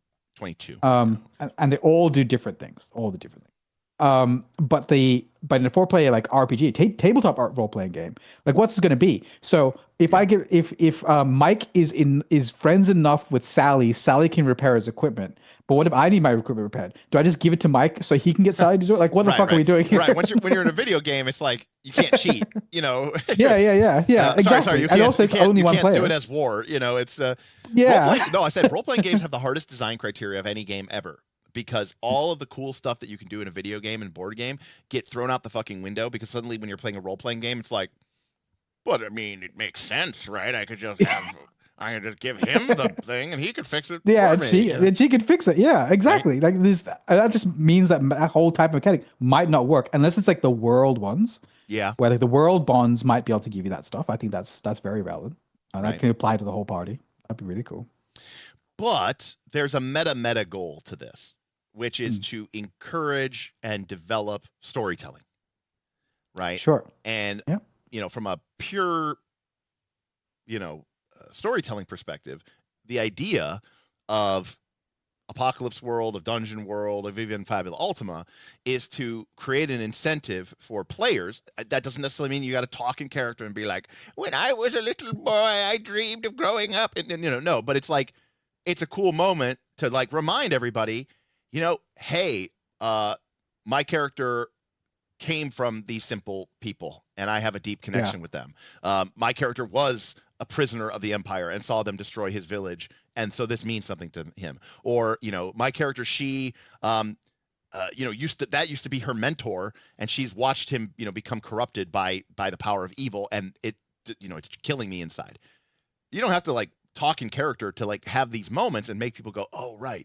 Like it doesn't take a whole lot, I think, to elevate role-playing games beyond just, stride attack. Right. And when you were saying that, actually reminded me because I mean, we talked about before, when bonds come up as gates, and that means that you end up having to invoke them many times in session, which reminds people at the table that they're there. Right. I think it's one thing that's important to consider is that one system, even though you like this when this happens, but I prefer it the other way. One system doesn't have to do everything. Maybe you have a faction system for how you relate to the world, or maybe a world bond system. Well, now you're talking about adding complexity. One per player. Yes, but I think if they're doing different things, that's useful. Like for example, with Pathfinder as an example. Your faction system was unlocking the towns thing. I bet people loved it until it was broken. Well, to be clear, what happens in a mega game is like 99.99999% irrelevant to everybody. But like, you're not playing mega games. I'm mostly talking about like 4 players sitting around a table playing the game. Right. Yeah, but I think Smith's come up with town development systems. People love. Well, I like them. They seem fucking awesome. Well, going not to go into too deep of it, but. So Root in the root game, each player has different levels of allegiance with the different factions in the game. So, like, you have the cats, you have the birds, you have the woodland alliance, and different PCs each gain and lose faction with each different, or sorry, gain and lose prestige with each different faction at different rates. There is no universal party faction with the birds. The birds may hate you and love your party member. And so, there's an element of this game, again, that's a little bit, I don't want to say PvP-ish, but there's this kind of idea that you're working together, but you're primarily, in it for yourself to a certain extent. Looks like, yes, and that's not usually the case in D&D, or Pathfinder 2 or whatever. So skill feats as different from general feats, as different from class feats, as added complexity, but it means that power attack doesn't have to compete with toughness, doesn't compete with additional lore. Right. Yeah. But the downside of that is everyone I know, even in like super mega hardcore power gamers, usually stop taking skill feats after like level like 8 or 10 because they go, these suck. True. And for general feats, everyone takes the same like 6. Yeah. Fleet, on toughness, the flip side, die hard, Yeah, but on the flip side, if you look at like a Trespasser or Vaesen does this, if it's like a town thing or a thing that benefits the whole party, people will like us getting our armory in our home like castle to max so we can start every new adventure with like the best weapons. Immediate becomes like one of the top party goals. Like in terms of like, all right, what adventures can we go on to get enough money to upgrade our armory? Right? Well, that what you just described is one of the primary, in theory, sort of motivating forces behind a mega game, because doing that with a 4-person party, it's cool, but you're only doing it for the 4 of you, and you're kind of naturally benefiting yourself. Whereas if you're playing a mega game and there's 50 people and another group of people go, oh, by the way, guys, we upgraded the armory for everyone, right? That's so cool. Really cool feeling of like, wow, other people have got my back. Other people are pushing the envelope. So yeah, I agree. Base building is a really cool thing, but But imagine base building, but instead of base building, it's your party's relation to this faction. But now it's just become another numbers go burr level up thing, and I like the idea. People love that though. But I like the idea of bonds being dynamic, and it's about them changing. But that's why I'm saying destroyed. This goes back to one system. Maybe one system is not best for everything. Maybe if you're no best friends with the Smith. Does the armory get destroyed or something like what? I like that the Smith bans you the whole party from the armory. I actually really enjoy that. But so maybe we're segmenting off because I feel like these two things have different goals. Our party's relationship with the Smith's guild and that individual Smith is different to me and Legolas on the battlefield invoking our bonds. So, like, it's very possible, just even on a fundamental difference, these should be treated as different systems. I see what you're saying. Yeah, I just now, you're yelling at me. You're like, you're really going to track? You have 6 bonds and you're going to track a number between 0 to 3 for all 6 of those. You're like, that's ridiculous. How about you create an entirely separate, completely different system, and then not only track those initial bonds, but with all your party members, but also a completely different set of circumstances for all of the different, factions and whatever that exist. I hear that. I go. I'm interested. Tundalist with a $5 super chat says, still gradually learning about PF2's BS through KLC streams. What's the dumbest skill feat? Ooh, I mean, what axis of dumb are we using? Because I think Bon Mot is fantastically powerful, but so dumb. Bon Mot is pretty thing. To explain that while he looks, there's I'm not. I mean, I got it. There's 323 skill feats. I mean, it's just way too many. My least favorite skill feat of all time is dubious knowledge. Your least favorite? Yes. That one? Yes. Really? Yes. Okay. All right, so I'll explain Bon Mot first before we explain dubious knowledge. So Bon Mot is so obviously Pathfinder. The math is really tight. It's really important what the math is in Pathfinder.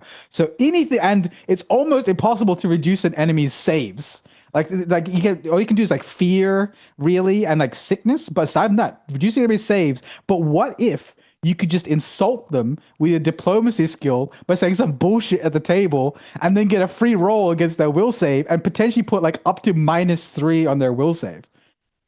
Does it matter? No. And does the feat include things for them doing a witty retort? Apparently, but that's essentially it. You have all these people incentivized to just insult people in the battlefield to get this will save penalty. It's fucking ridiculous.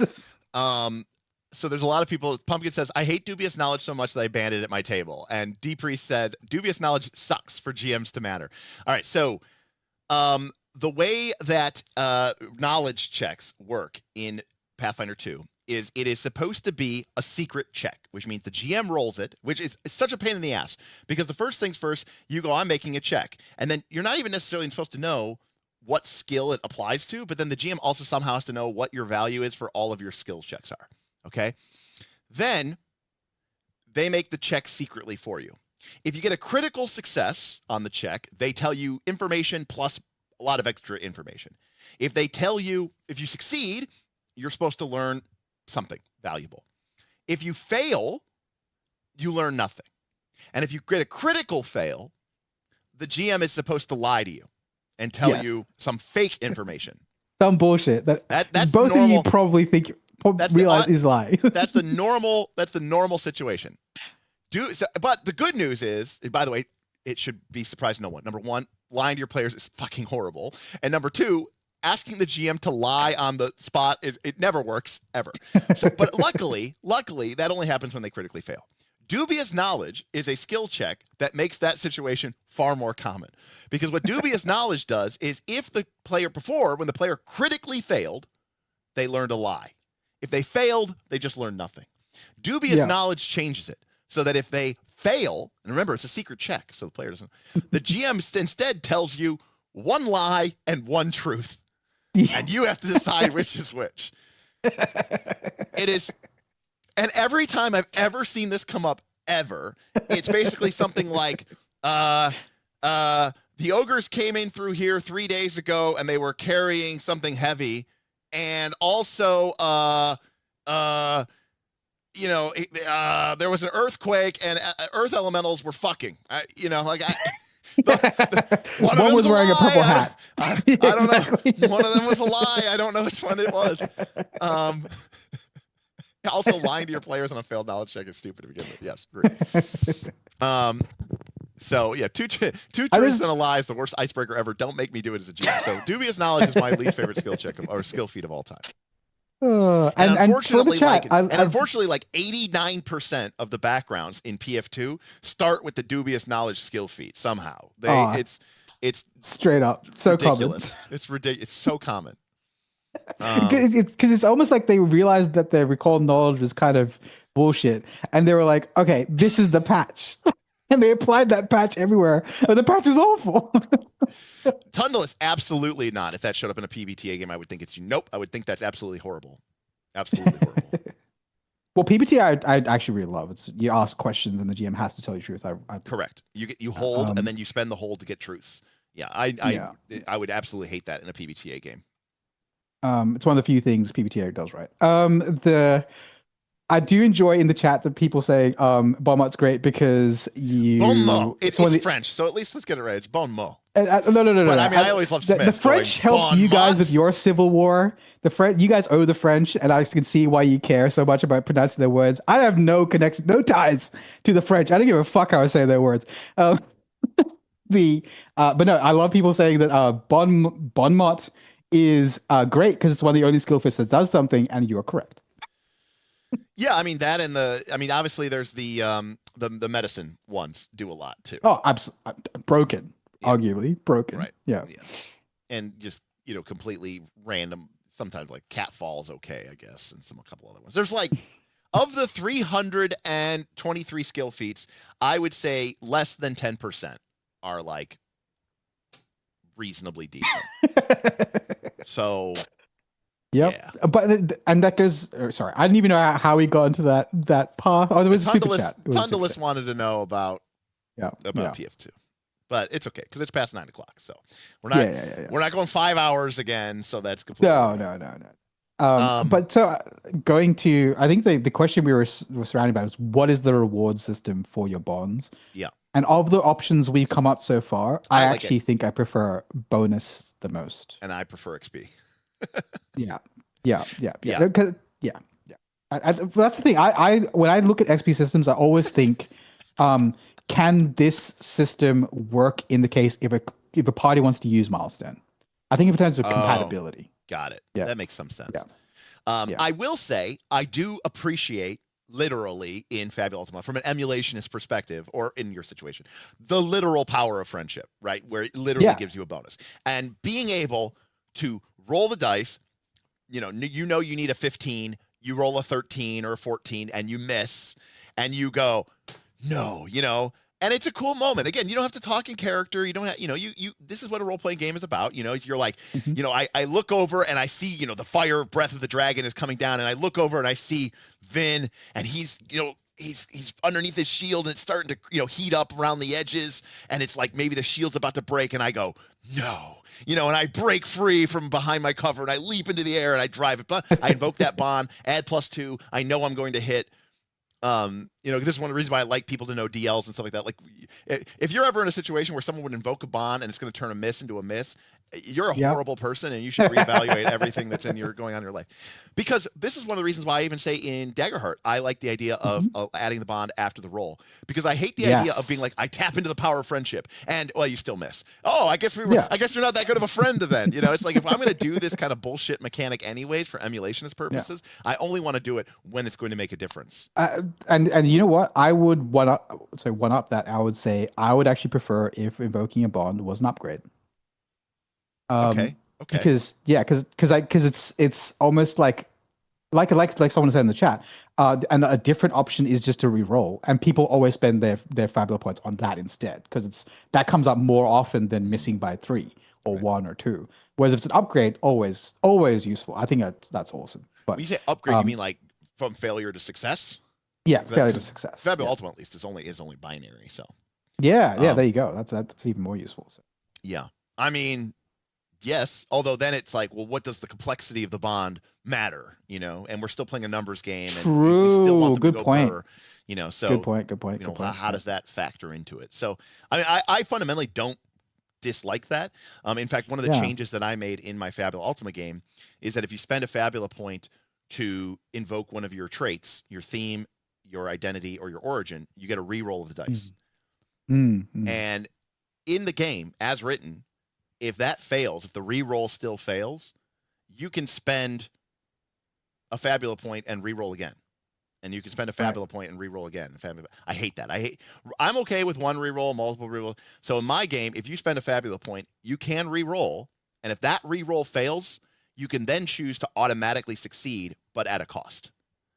So basically, it's like you got one bite at the reroll. It still failed, and now I'm basically like, okay, do you want to push it further? I will guarantee you success, but it's going to have some sort of consequence to your character, like in a very PBTA that's way. Cool. And again, the player can say, nope, cool. I'm good, I'm out. I spent my Fabula point, I rerolled, and even if you spent your Fabula point, rerolled, and missed, then now the choice is you giving the player that choice of, nope, you can still definitely hit here. It's up to you. You know what? Why don't you combine the ideas? It's like you add +3, or reroll, whatever, and then you can press forward and use it as an upgrade, but burn the bond for the day. Like you could invoke a bond to like auto succeed, but then you're kind of tapped out on it or something like that. Yeah, tapped in that bond for the day. Well, because again, the problem I have with a lot of bond systems is that, as you pointed out, or as I pointed out rather, it's like we were talking about it, is that you're like, well, I particularly care about Vin, and so I fight by his side. And then I'm going to fight by his side. And then I'm going to fight by his side. I'm going to fight by his side. I'm going to fight by his side. Yeah, I hate that. And at that point, though, the bond becomes, you're using, if everything's special, nothing's special. So if you're using it all the time, it doesn't feel special anymore. And that's the problem. And then and then that goes back to why you were right about if it's all just an upgrade, then the difference between +1 and +3 doesn't mean anything. Yeah. I think having that gradation is important to bond system. So, what about if the bond, now I'm thinking, what about, kind of ignore some of the precepts that we have. This is strictly speaking from Fabula Ultima. Sure. You can grow and evolve the bond through game events, through camp events, or whatever. That increases the denominator. That increases the maximum value of the bond. As time progresses, that bond fills up. And it could go beyond 3 now. We're talking about you could have a bond that's like 6 out of 6 or 7 out of 7. Yeah. When you get into a situation where you want to call upon that bond, you can spend a Fabula point to activate that bond. And you can spend as much of that resource as you want to turn a number into that number. So I could turn an 8. I could turn an 8 into a 14 by spending 6 tapping points. This bond. By tapping that bond of 6. Now, if that bond was at 6 of 7, it's now at 0 of 7. I kind of like this because that means if you're like, okay, I spent 2 Fabula points to tap 2 bonds. Right. I'm thinking about my normally homeland in the game you can't do that, and my wife. Right, but normally in the game you can't do that. But now that kind of becomes more of an optional thing here. Yeah. But it's almost like I think this kind of solves the problem of there being many little currencies because it actually matters that one has a denominator of 6 versus 3. And what if the bond? What if you can keep spending after you get to 0, but now you're spending out of the max? But when would that recover? Like would that recover or when? No. I'm saying like, okay, your bond is permanently. You're reducing the. Now you could build it back up very slowly through all these normal events, but like if your bond with like your hometown is at 0 out of 5, which technically means you can't call upon that bond. Yeah. But you're in a moment where like that feels completely irrelevant, but you're willing to permanently sacrifice your connection to your home in order to protect it. And so you spend a Fabula point and you reduce it from 0 out of 5 to 0 out of 2 or 0 out of 1. You just really want this thing. Right. And so it's one of those situations where, you basically, you cut ties with your village or whatever, your hometown or something like that. Again, you'd have to tie it in narratively. But I don't know how that works narratively, but I like the idea. In theory, if your game, this technically is the difference between a fiction first game and a mechanics first game. I'm not really quite sure what Fabula Ultima is, honestly. But like, if it's a mechanics first game, you can do it because the mechanics say you can do it. And then you can try to explain it or not. That's up to you. And then if it's a fiction first game, the mechanics don't matter. You absolutely have to just, describe it, another option could be you could go into negatives or something like that. There could be some sort of trauma system or something. But I like the idea of like you have this normal amount of relationship that you can tax without, overdoing it. Or you can drive it so hard. Actually, what I'm describing now that I say it, I'm describing the nature system from Mouse Guard and from Torchbearer. But like almost exactly now that I think. No idea is ever innovative. It's just stolen from some other game that I ran. But how does that work? Is that essentially how it works? You have many bonds and you can tap them for in Torchbearer? Like luck. No, in Torchbearer, your nature is just one thing. And what you can do is you can tap your nature and it give you a big bonus. But you can, in some cases, you can tap your nature twice. And if you do that and fail, you basically start to lose your nature. Nature is basically what makes you an elf or what makes you a human or what makes you a halfling. And as you lose your nature, you become less of a elf, less of a halfling, more of an adventurer, more of a weirdo. It's like you're giving up what makes you in order to like achieve and pursue your goals. And that makes you less like a normal person of your race and more like a weirdo adventurer. That's downside kind of what we're saying. If you're spending past the bond limit, you're saying that you're turning away. Yes. You're seeking more power, and doing so turning away from your friend. It's becoming more about what you're doing in that moment. Is you're deciding the goal is more important than your friendship, the bond. Yes. Yeah. That's pretty cool. That's pretty cool. That is pretty cool. I kind of like that. And again, it's saying something, which I think is really cool. So during your is there any chats you want to read out or? No, it's all the usual suspects here. Who's being chatted anyway? Lollipop Lollipop says, I can't wait for my players to burn their collective total of 90 Fabula points on the final boss. His party members each have like 20 Fabula points spent up.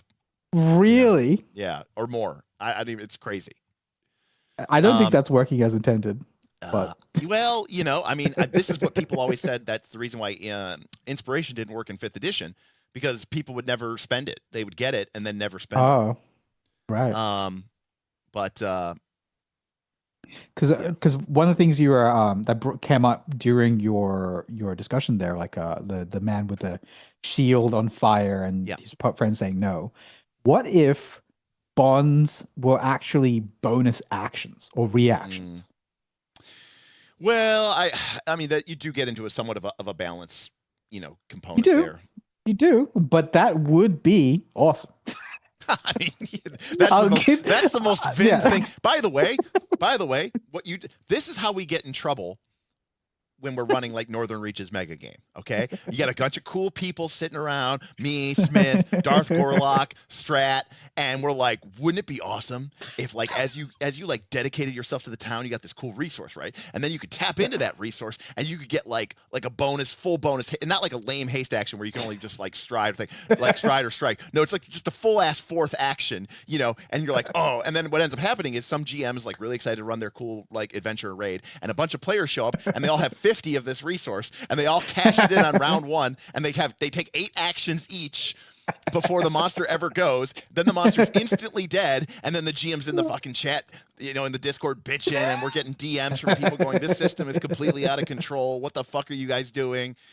Jackal says, RIP champion speed. And the reason why that's funny is because that like kind of happened. That what I just described did happen. Except it was even worse than that. It was just literally a buff that you could pop. But because of course it's people playing PF2 who don't want to get Paizo razored. So like when we created this buff called Champion Speed, it gave you 2 bonus actions that weren't limited, but of course it gave it to you immediately, right? It wasn't like haste where like you have to wait. You know what I mean? The next turn. You have to wait to the next turn. So there was no downside to using Champion Speed, because it was like 1 action to activate, and it gave you 2 actions immediately. So you were up net 1 action, and then obviously the next round you'd have 5 actions. Yeah. That's Rip great. Champion Speed. That's the thing. Hey, they had to fight a raid monster. Okay, they had to fight a raid monster. I've like I said, like if you're not wrong that it could be broken, but if you build that in the first place, bonus action's awesome. Like if you were like fucking, oh, my friend's on fire, one of the like level 3 bond actions you can do is take his place. Like that's just cool, right? It's just like I could see that happening in any game really, but definitely in Fabula Ultima. Yeah, I mean, you're right. There's totally a place for that. Like I could totally see a situation where like if you have a high enough, like it costs, like maybe it's a menu, right? Like it costs maybe 5 bond points or 10 bond points, but like if somebody surrenders, right, you can surrender for them. Oh, that's so cool. Or it could be like 10 bond points, not this day, and they don't surrender. Like or something. Like, if you care enough about them, they don't have to surrender. Or something exactly, like that. Yeah. So yeah, you can totally do that. And I mean, I like that more than bonuses. Like anyway, that's no, I think no, because this is something we always talk about with PBTA, and we talk about with Dungeon World, we talk about with a lot of things, is abilities are so much more cool when they affect the fiction. And this is why I always stand by the fact that I think that like Wall of Earth will always be a cooler spell than Fireball for the most part. Right. Because like you're drawing this new thing on the battlefield. It changes the battlefield. When you attack, even if you hit, you're like, I'm a flick mace dual wield gnome fighter or whatever. Even if you hit twice, okay, and do a bunch of damage, nothing about, if you were taking a snapshot and there was no game, it was just the movie, and you took a snapshot of the battle, and then you hit for a bunch of damage, and you took a snapshot of the battle, the pictures would be the same. Nothing changed. Yeah. Yep. And so that's why. That's also why knocking them prone was so huge. Because not only was it obviously it was a massive bonus in the context of the game, and then the fact that you had reach with attack of opportunity when they stood up, and the attack of opportunity didn't trigger until they were done standing up, which is the dumbest thing ever. But that's oversight. That's what the fuck are you doing there? But regardless, yes, because not only did it happen, but it also changed the fiction. And so while I do not necessarily love some of the elements that draw steel. It was bad for the game. Yeah. Well, I don't necessarily love some of the elements that draw steel. What I do appreciate is that when a power or ability is done, now the battlefield has all these erupted earth pillars, or a dude has just been shattered through a wall and now there's a big hole and a bunch of debris all over the battlefield. I appreciate that visually the fiction is updating and changing. So what I don't like about some of the bond systems is that it's just this numerical concept that we don't really get to see or feel the same way that we would with like an action. And I think a reroll is like kind of like that borderline, because you can imagine that. You can imagine a reroll, but it's nowhere near as much as an action. Actions, because they're actions, they're inserting. I mean, a reroll is kind of like an action. Yeah, but it's not the same as Like it's not the same as I dive in front of the fire and take it for no, him. of Like, course there's not. nothing. Yeah. Wes says, what if you have a multiple bond? You can burn a bond to gain a maximum success. Each bond can be burned once per session. At the end of the session, you can no longer have the burns, and you have to replace them with new bonds based on what happened during the session. I feel like that could change too much. I like the idea of, it's like I don't know. It's like shields in Halo, like if you're using it a little bit, it'll come back, right? Yeah. But if you use it too much, then you're taking tapped out for it's taking real damage, and it takes a couple extra seconds to come back. I don't remember Halo's how long. A great, if your shield amazing design game. Yeah, if your shield got broke, I don't remember how long it took to come back. But it was like 4 or 5 extra seconds. It was a big deal. Long enough that it made a big difference. Exactly. And, well, that's Halo, and more importantly, it changed the way that you played, because if your shield got broke, it was like, okay, I'm playing duck and cover. I'm playing hide go seek. Like I can't engage meaningfully. So suddenly you can't just keep standing there and shooting. It changes the way that you play the game, which I really think is cool. Absolutely. I'm not even. Well, I used to be like a big Quake and Unreal Tournament and Half-Life guy, but when Halo came out for the consoles, I still think people who play first-person shooter games on consoles are idiots. And I understand that some people don't have a choice because they're only playing on a console. But then I know people who play on PCs and play with a controller. They're like, it's better. I'm like, you're an idiot. But that's wild. But that's wild. But Halo came out and I didn't play it because I was a mouse and keyboard guy. But I appreciated how well designed the game was, and it was Halo was very a well designed. And I don't mind first-person shooters on console, but you're right. Keyboard and mouse is the right way to play those games. Right. I was also one of those people. Right, I know. Come at me. I think GoldenEye sucks. How about that? I don't think it's a great game. The it was music, on Nintendo. I didn't have a Nintendo. So. I didn't have an N64 either.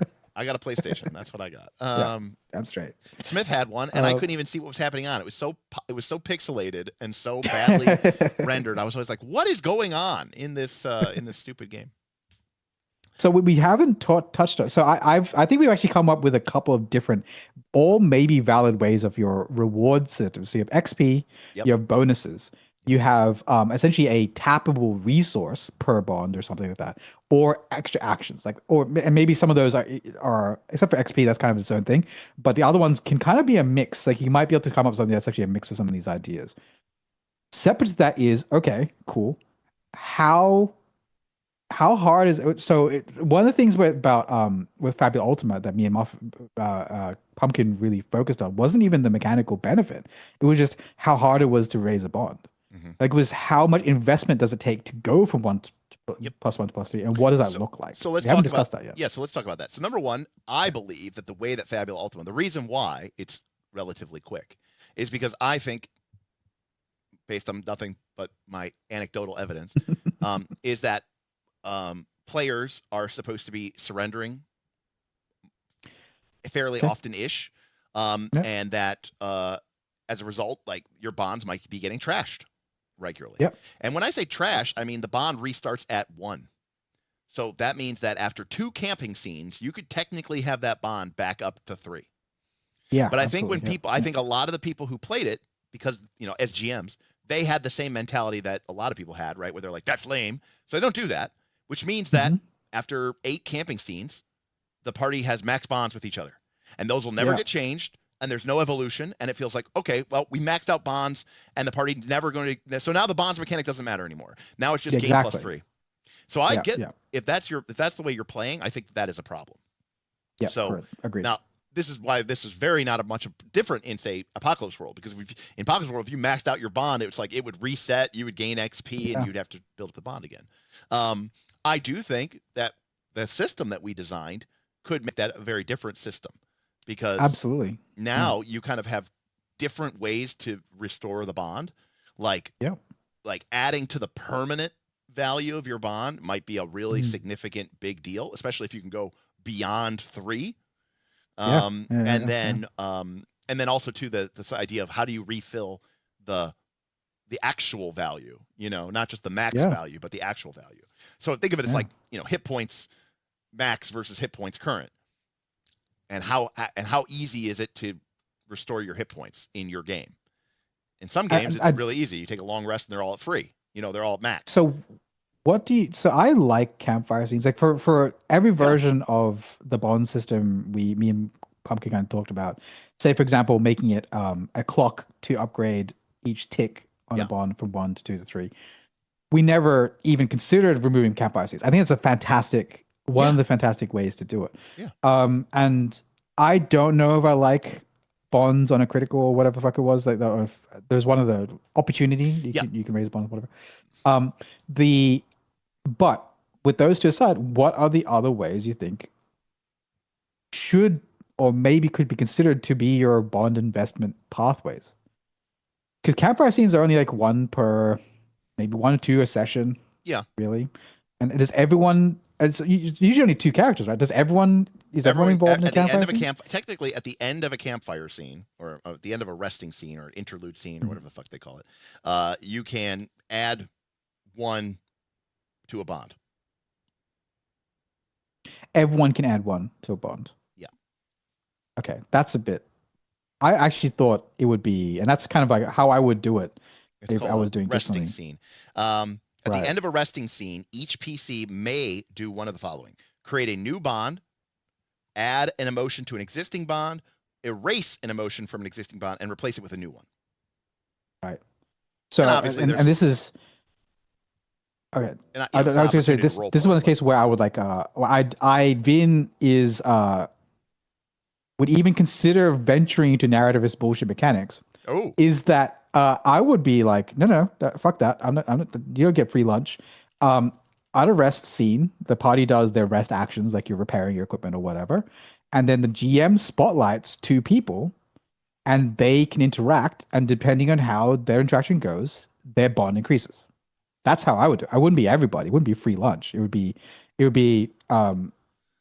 essentially 2 people per. 2 people per, something like that. I mean, that's like saying, like, I don't know. That's one of those things where it's like in Torchbearer, at the end of the session, you vote for an MVP, and that person gets a bonus persona point, which is how you get experience, and it's really powerful. Some people love that mechanic. Some people hate that mechanic. This could be super divisive, like that. Very divisive.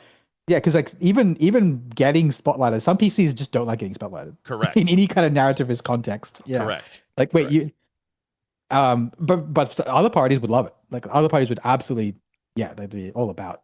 Correct. Oh, cool. And GMs similarly. So I wanna show you this. I'm gonna hop over to the PDF here really quick. Onto the whiteboard. So this, I don't know if I can ping. I don't know if you can find this. I can see where your cursor is. So. Oh, okay. So this is the reputation track from Root. So on the left side, you have the factions. And the way this works is, let's say ignore the check boxes, but let's say that you're the top box, which is the Woodland Alliance. Yep. You would fill up the first 5 boxes to +1. Then you would circle the +1. Then you would delete all 5 of those boxes. Then you'd have to fill up those 5 boxes, and then the next 5 boxes to get to the 2. And then you'd circle the 2, the +2, and then you would erase all those boxes. And then you'd have to fill up 15 to get to the +3. Yeah. I love that it's way easier to go negative in this. That's very fun. And it's easier to go negative, yes. Yes. I very much like that. I like this a lot, by the way. This is, I think 15 might be too big if you're doing it that way. Sure. But it's like, but also for example, remember, in PBTA, +3 is a huge bonus. So. Oh yeah, okay, I can see what you're saying there, and that extends the life of the game by having it be 15. Correct, which PBTA has already got that kind of problem, but yeah, but I don't know, like if you have a system where you can lose the max then it's less important to have it be that hard to get to max, right? Because you can. Correct. Well, but to be clear, if Yeah. you make the maximum harder to get, then as a penalty for surrender, rather than nuking the bond, doing what Yeah. you were describing becomes a Yeah, lot more removing a level. compelling. Removing a level Yes, from yeah. it or something Yeah. like that. You Yeah. know, it gets Yeah, yeah. eroded. It's not nuked. It's just eroded. Because again, you only Yeah, have yeah. level 1, level 2. It either doesn't exist or it's at 1, 2, or 3. So we don't have a lot Right. of very similar, you know, a lot of options here in that respect. Yeah. But I love this. Like, for example, if you had below this list like tier 3 bond actions, tier 2 bond actions, Sure. tier 1, but like I could see this being a good half page of mechanics, Yeah, and right. being fucking amazing. Yeah. Like In straight fact, up when we started great. playing Fabula Ultima, Smith asked me, so he's like, so when are we getting fusion techniques? And that was in Final Fantasy 11 online. There was like, you could have 2 characters, and if like when you used a certain ability, it would like open up this narrow timing window where if another character Yeah. used a different ability that was like keyed to your ability, it would create a fusion effect. And I remember like Smith and Tim were like trying forever to get this to work. You know, it was like Smith was like a warrior and Tim was like an elementalist, and it was like if Smith hit him with this certain attack in the right position, it would open up like a timing window, and then Tim could launch like a fireball to like, and it would. And I remember like they worked at it forever, and they were fighting these. I remember they were fighting these giant turtles, and we were just sitting there forever. And finally they pulled it off, and it was like scission, and it like this massive like ching ching like cross effect, and it did 1 point of damage extra. And I was like, this is such an MMO. This is such an MMO moment. Perfect. But yeah, I mean, I think that I am not allergic to complexity the way that some people are. Yeah. And I definitely like the idea that there's some sort of benefit to be gained by having these sort of extreme bonds with one another. Well, my question to have to you is: do you like this reputation? I like this reputation system. Yeah. Yes, I like this rep system because I think it's clean. Yeah. And it takes investment. Those are the reasons I really like it. Correct. So you like it? I like it, but I will point out that this is like factional reputation. Yes. You know, this isn't like one for each party member, one for the innkeeper who I really like, one for my mom and dad back at home. You know, like it's you know, yeah, what it is. Yeah. And honestly, to factions, I guess +3 is a big deal. I'm too F20 brained. To me, that's just like this is a lot of juice, a lot of squeeze for the juice. So, I mean, you know, not to like drive home the point about Root's complexity, but you can see at the top of this these are the character's actual stats, right? Yeah, that you use during the game to take actions, right? Like charm and cunning and finesse and do all that other stuff. Root, the game has an entire series of moves in the game that are called reputation moves. Okay, and rather than use your stats, they use your factional bonus instead. Right, instead. Okay. So, for example, here is a move called Ask for Favor. When you ask for a reasonable favor based on your reputation, roll with reputation for that faction. On a hit, they will give you what you want. So if you have a +3 and you get 7 or higher on a D2D6 roll +3, which is pretty easy to do, they'll give you what you want. On a 7 to 9, though, it costs you your rep a bet. Either clear a mark of prestige or mark a notoriety, your choice. On a miss, they refuse and view you with suspicion. Mark notoriety. Because you'll note, like if you notice on this guy's third row, you have both. You're actually doing both at the same time. Yeah, you can game both at the same time. Yeah, so it's kind of like it's not like they want to avoid like the zero sum of like you just going just back and forth. I can see what you're doing. And as if to, I kind of forgot about this. As if to lend more credence to your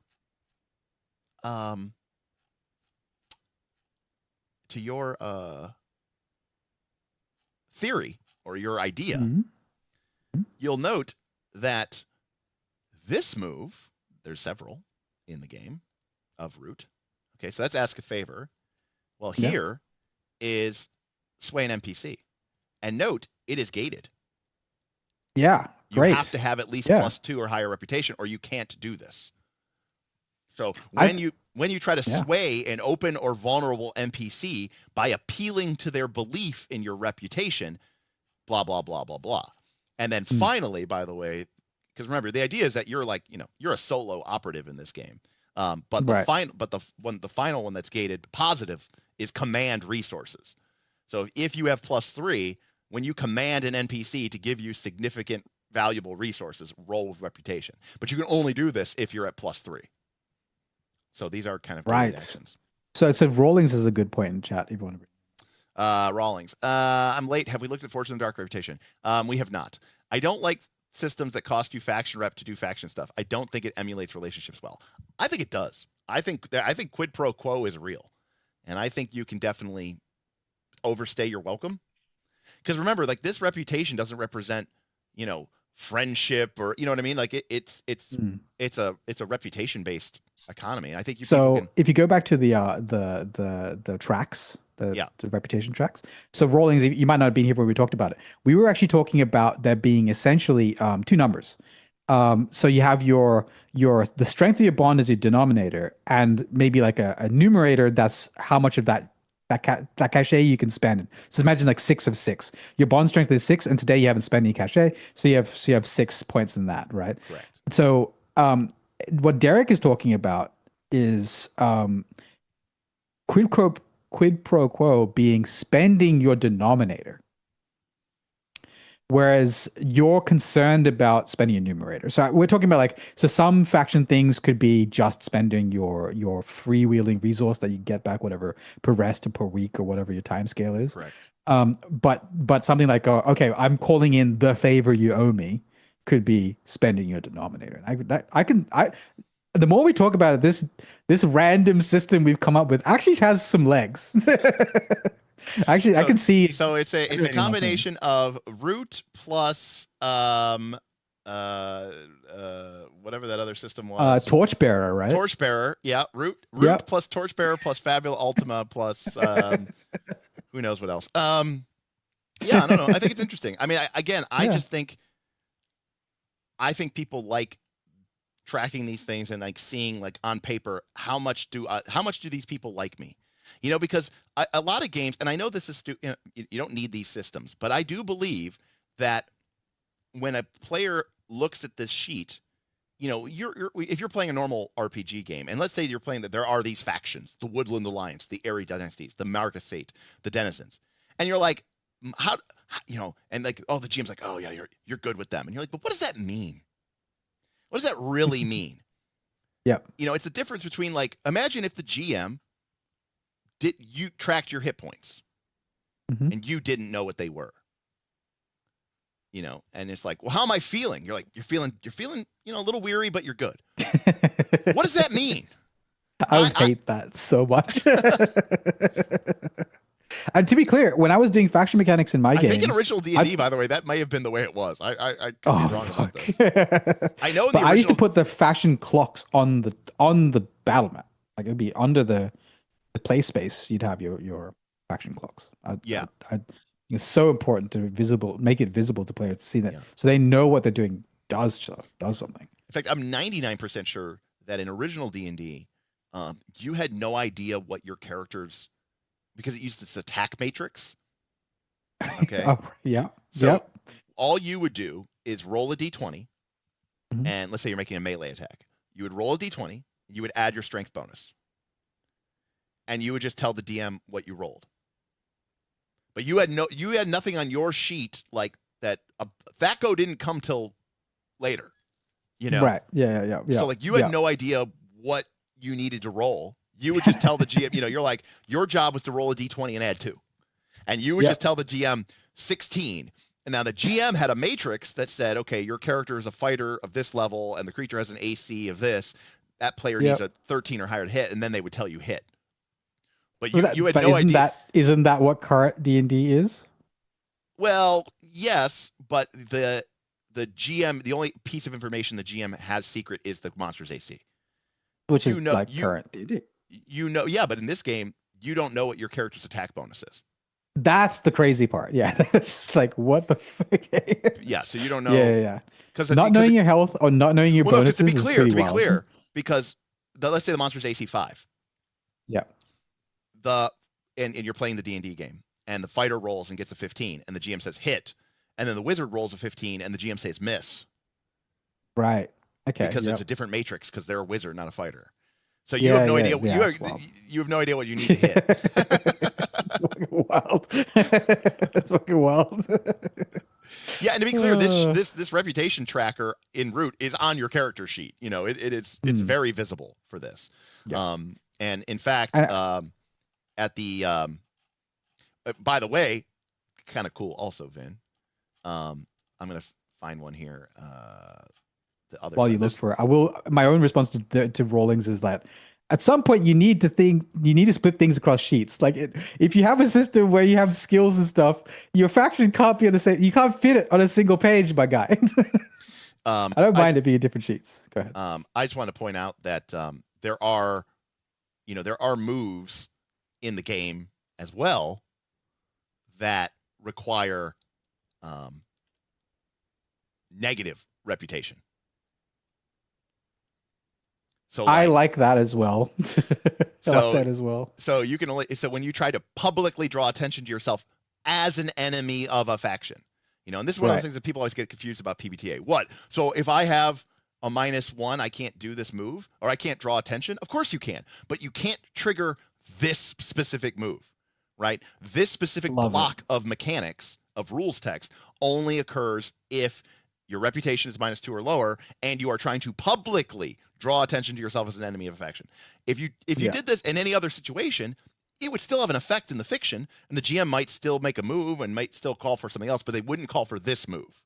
Anyways, my point is there's also kind of an upside to being hated as well. Yeah, I think that's great. Like this is one of the systems that's, well, at least as far as I can see, has thought through, obviously because it's Root, has thought through its reputation stuff, like really. And I think a lot of it maps to the idea of using actions as the reward for bonds. I think there's a lot to be tapped there. I think it's a really cool idea. Yeah. Tundalus says, if I recall correctly, the GM added the fighter strength and the monster's AC to the attack roll, and the DC was always 20.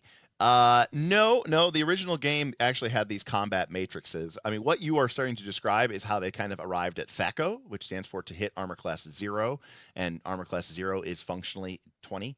And then eventually THACO got written onto people's character sheets, and then you took THACO and then you subtracted the creature's AC, but remember, lower was better, so eventually you had a negative AC, which meant you had to subtract the negative, which meant you had to add to the value, which meant you needed a value over 20, yada, yada, yada, yada. But no, the original game was just a combat matrix. No, to hit AC 0, remember, AC 0 was not 10 on a die. AC 0 was for a character with a 20 THACO or 0 attack bonus, THACO was 20, because to hit armor class 0, you needed a 20.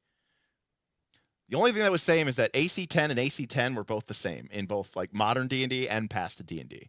But from there you went down, and from there you went up.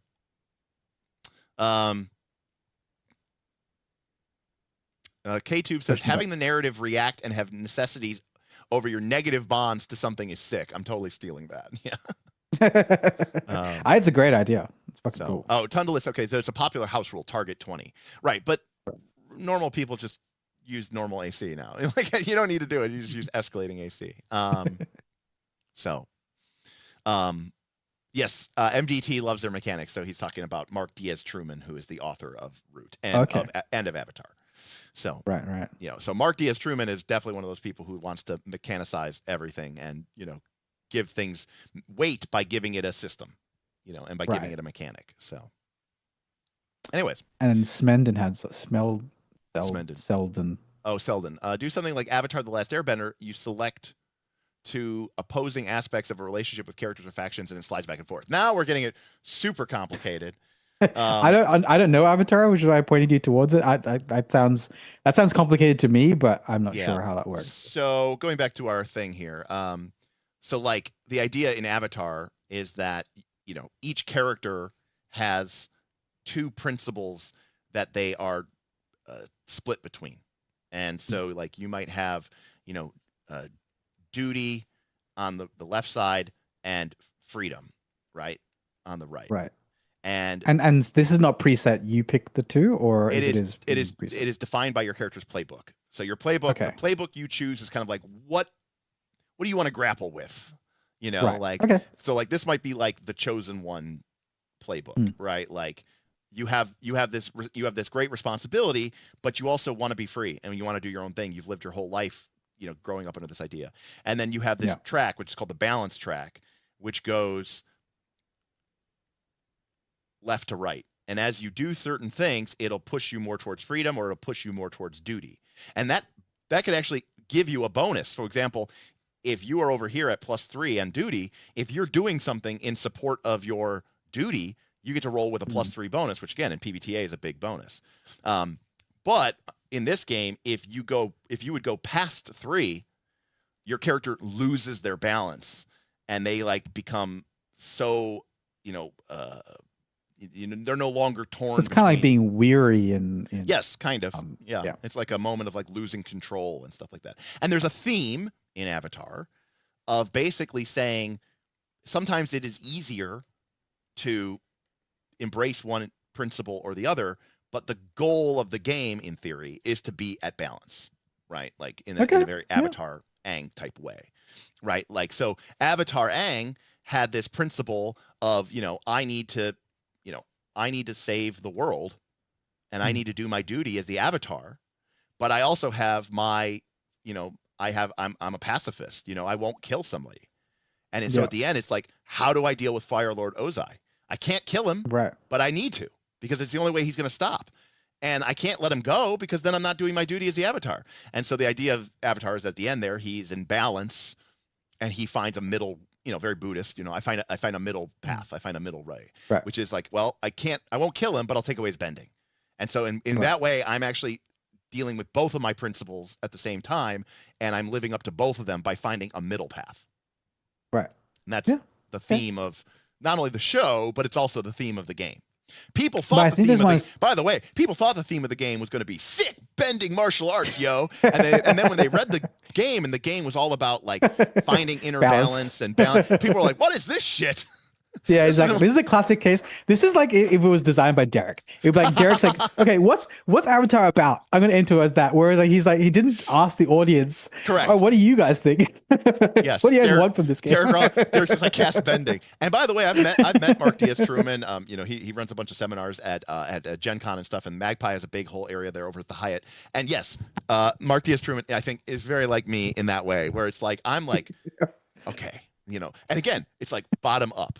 What is Avatar about, and how do we build mechanics to really reinforce that? Whereas top down's like, they want to bend. All right, how do we get awesome fucking shit bending powers and stuff? Exactly, that's exactly right. Right, and that's how you end up with. I agree, Thaddeus. Luke Crane would also completely design something like that. And again, I think that's the reason why Luke Crane and Mark Diaz-Truman create these games that people like you and I and all this stuff love, and everyone else goes blah. Exactly. Yeah, I hate most of these games. So when Derek's like D&D's about nothing, yeah, I'm about that. That's awesome. Right. I'm like D&D is about nothing, and the mechanics don't impress. You're like, yeah, but the vibes, man. It's just so sick. Man. You're just rolling that D20. That's what I want. Man. A game about nothing. Like I watched Seinfeld for years. No, Seinfeld. Right. Exactly.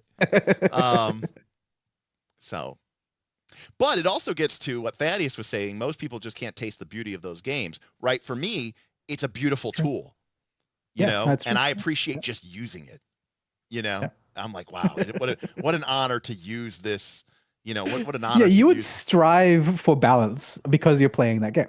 And I could see you doing that. Whereas I'd be like, why am I doing this? I just want to bend stuff. Like, well, no, I think it could be interesting in the context of that game of making a character that is deliberately like, in order to, like, I am seeing what me trying to have a balanced life is costing other people.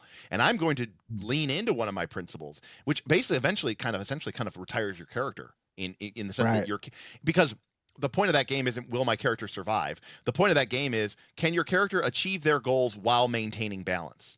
And so if my character chooses to achieve their goals by not maintaining balance, while my character isn't dead, the big question of that character has been resolved. The answer was no, and so narratively, my character is dead, because there's no longer an interesting tension of sort of, will she, won't she? It's, she gave in, she dedicated her life to her duty, she put aside her desire for personal freedom, and she embraced that principle of her life. That question, that driving story, that tension is resolved, and so unless a new story or a new issue is brought up, we should move on, So I love how many people in the chat think like you do, and how demonstrative that is of how small, how non-represented this fucking community is. Right. It's right. Like you want to talk about an echo chamber, yeah, it's like we disagree about everything, but they agree on this. No, it's an echo chamber. It's an echo chamber of acceptance. It's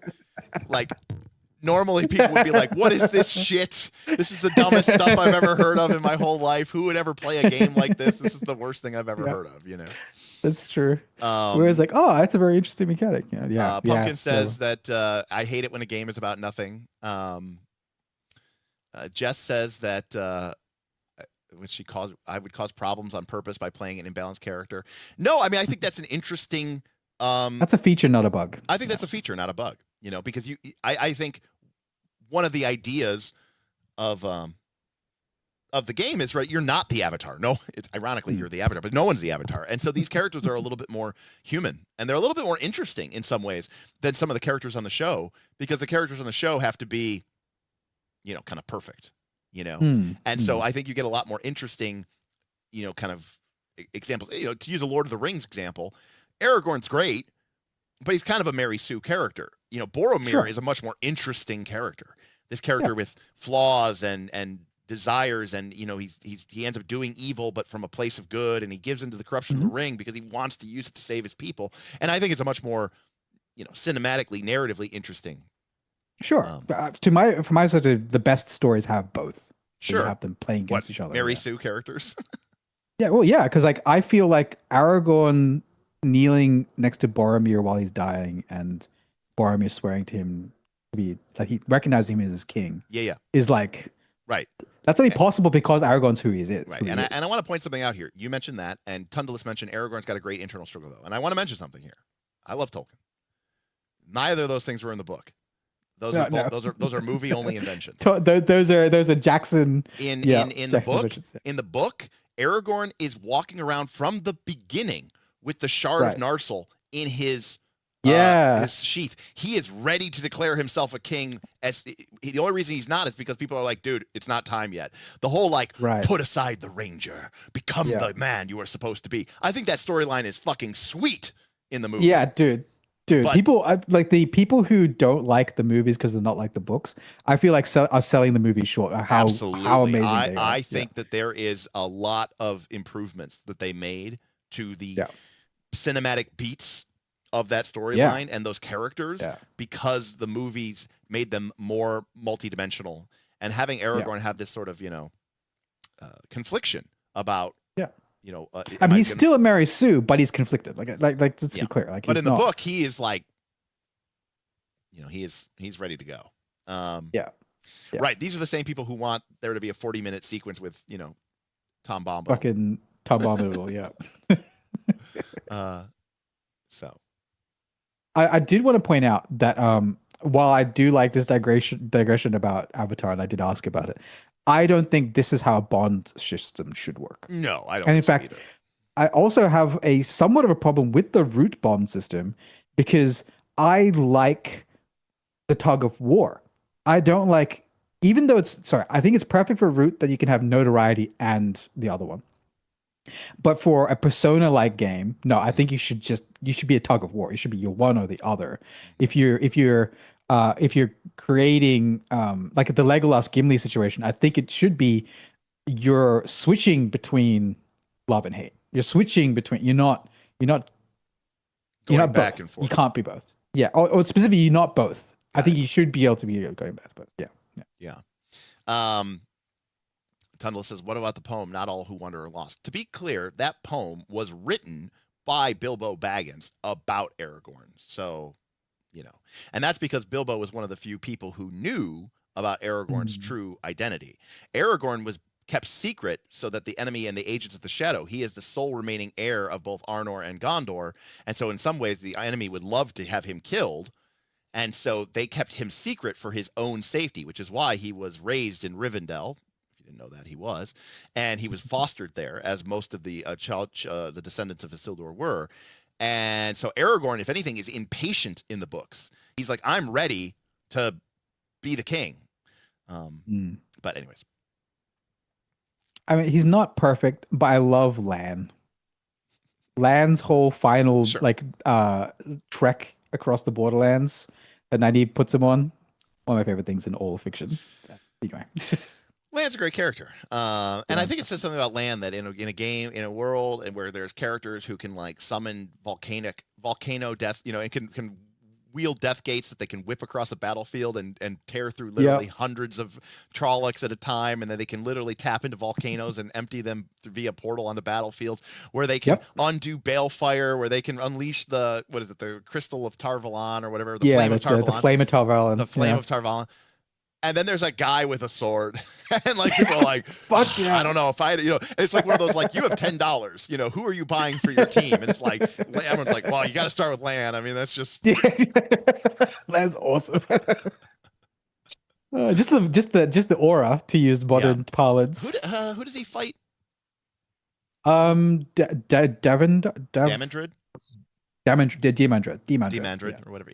Yeah. Because Demandred has everyone beat on the powers thing, but he has that pride that he means he thinks he's the best swordsman on earth. Right. And Lan's able to challenge him to a duel, and he puts aside his powers, and they have a plain sword fight, and that wins. So that is fucking amazing. But respect to the Forsaken. Yeah, absolutely. Well, he not only that, he kills. I think this actually, I don't know how many people read this series. Demandred kills some characters you would not expect to die in that series. It's fucking wild. Yeah, it's crazy.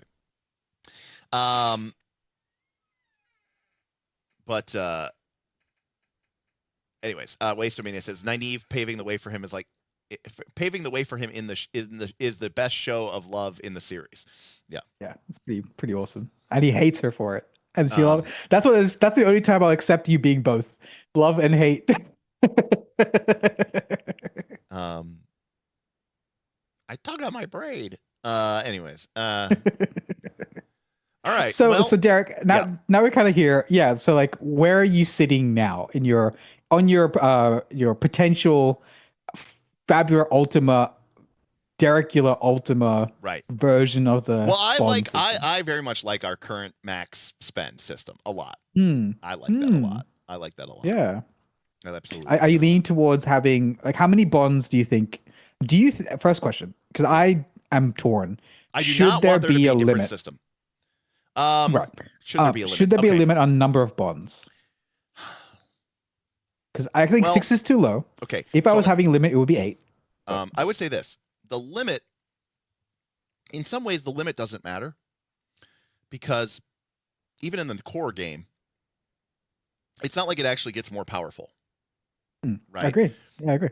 Technically, all it does is give you more places where you could spend it. But, it's pretty, your GM is not going to be like holding your feet to the fire, being like, "Well, I don't know if this situation exactly applies." Exactly. That is the only time is if you have a bond for everything. Yeah, I mean, if you make a little bit of an effort, like you're going to get your bonus. You're going to get your +3. But I think the way that we discuss the system, it's even less important because if the return of those bonds is somewhat limited, then even if you had a bunch of bonds, it's not like. I mean, like, if they all refreshed every session, then yes, that would be a problem. Yeah. But I don't view that as being what would happen. I think in some ways, like, you have to almost maybe interact with that bond in order to restore that bond. And that's limited by time, and that's limited by opportunity. So in a certain sense, I mean, yeah, there's a practical upper limit, but I wouldn't feel the need to restrict it to 6 in that regard. Yeah. I think Waste-Mania in chat is asking what the heck's happening. Yeah. And I would also say that if the bond represented like a current and a maximum, that makes having a bond with each party member a little bit more interesting. Absolutely. Yeah. I think Especially well, it's if we okay. unlock secret max FP spend or max bond spend Fuck yeah. abilities, which I Fuck yeah. will admit I'm not made of stone. Okay. Okay. I don't know how to I'm not made of stone. That sounds cool to me. You know, I'm all about like if you spend 10 bond points, which you know theoretically a very huge amount, like Yeah, like you said, like you can literally just save someone's life, or you can like Yeah. auto limit break or something, to Absolutely. to Yeah, do that's something totally badass and unfair. awesome or something like that. Oh, Wastomania is Yeah. permanent DM. What's up, permanent DM? Okay. We are not we spent most of the stream defining what bond systems were, discussing different bond systems, and now we're talking about if we were to edit Fabula Ultima, what would we do? Yeah. Kind of where we're at now. Well, it's not just even Fabula Ultima, but it's just a question of like, what does this do to a TTRPG system? And here's the thing, ultimately, I think that this is an element of role-playing games that I think has become more important than as time has gone on. Because I think more and more the games are about people having these connections between people and building these moments between them. And so I really loved one of my favorite moments in the last couple of years was when Derek was going through the Daggerheart first week it came out. So Dagger Week, first reactions, reading the Daggerheart playbook. And you got to the questions you ask each other as PCs when you're making PCs, like, what I held your hand last night, why, right? Those questions, and you were like, "This is just fluffy time bullshit," and the chat was like blowing up because they were like, "What are you talking about? It's so important." And you're like, "No, what are you talking? Where's the mechanical effect of this?" Yeah, I loved it because they finally saw what Derek was about. Well, there's a lot of new people there. Yeah. There was a lot of new people there, and it's really and but yeah, no, I again, I was like, this is whatever and all, but who cares? Yeah, exactly. Yeah, who cares? But isn't Critical Role like the exact kind of people who would love mechanics where those questions would be? Should. Yeah. I mean, Pumpkin says, I hate that those questions have no mechanical impact. I'm right there with you. Yeah. I'm right there. Yeah, there you go. It's fun. I was completely with Derek. In fact, I like the idea of like you ask these questions and like during character creation, and that's how you're like, depending on how initial they answer, bond rating. That's your initial bond rating. You're like, I like that too. Building it up. That's super cool. Yeah, that's way cooler. And then you realize, okay, this is a resource. Plus, I fundamentally believe that all good games are basically just resource management games, anyways. And since we can't, here's the thing: since we can't resource manage torches, and no one wants to resource manage, hit points, we'll resource manage friendship. Right. Yeah, I think that's super cool. Yeah. Yeah. Now, whether it fits in FU is a different question because I feel like resources might not be the solve for FU. Yeah, it would be some way to spend Fabula points. No, because they already have so many resources in that. Do they have that many? Like they have Fabula points of HP. They have HP, IP, item Fabula points. I mean, yeah. But just the 4, right? Is there more than that? That's like 3 times more than D&D. Yeah, but I feel like 8 is not. Tundalus is a real player. He says, "I want to resource manage torches and friendship." Was Trespasser the game where even conditions were clocks? It's more like conditions have 2 sides, and it's just got a numerical value, and you just tick up, and then you tick the other side of it.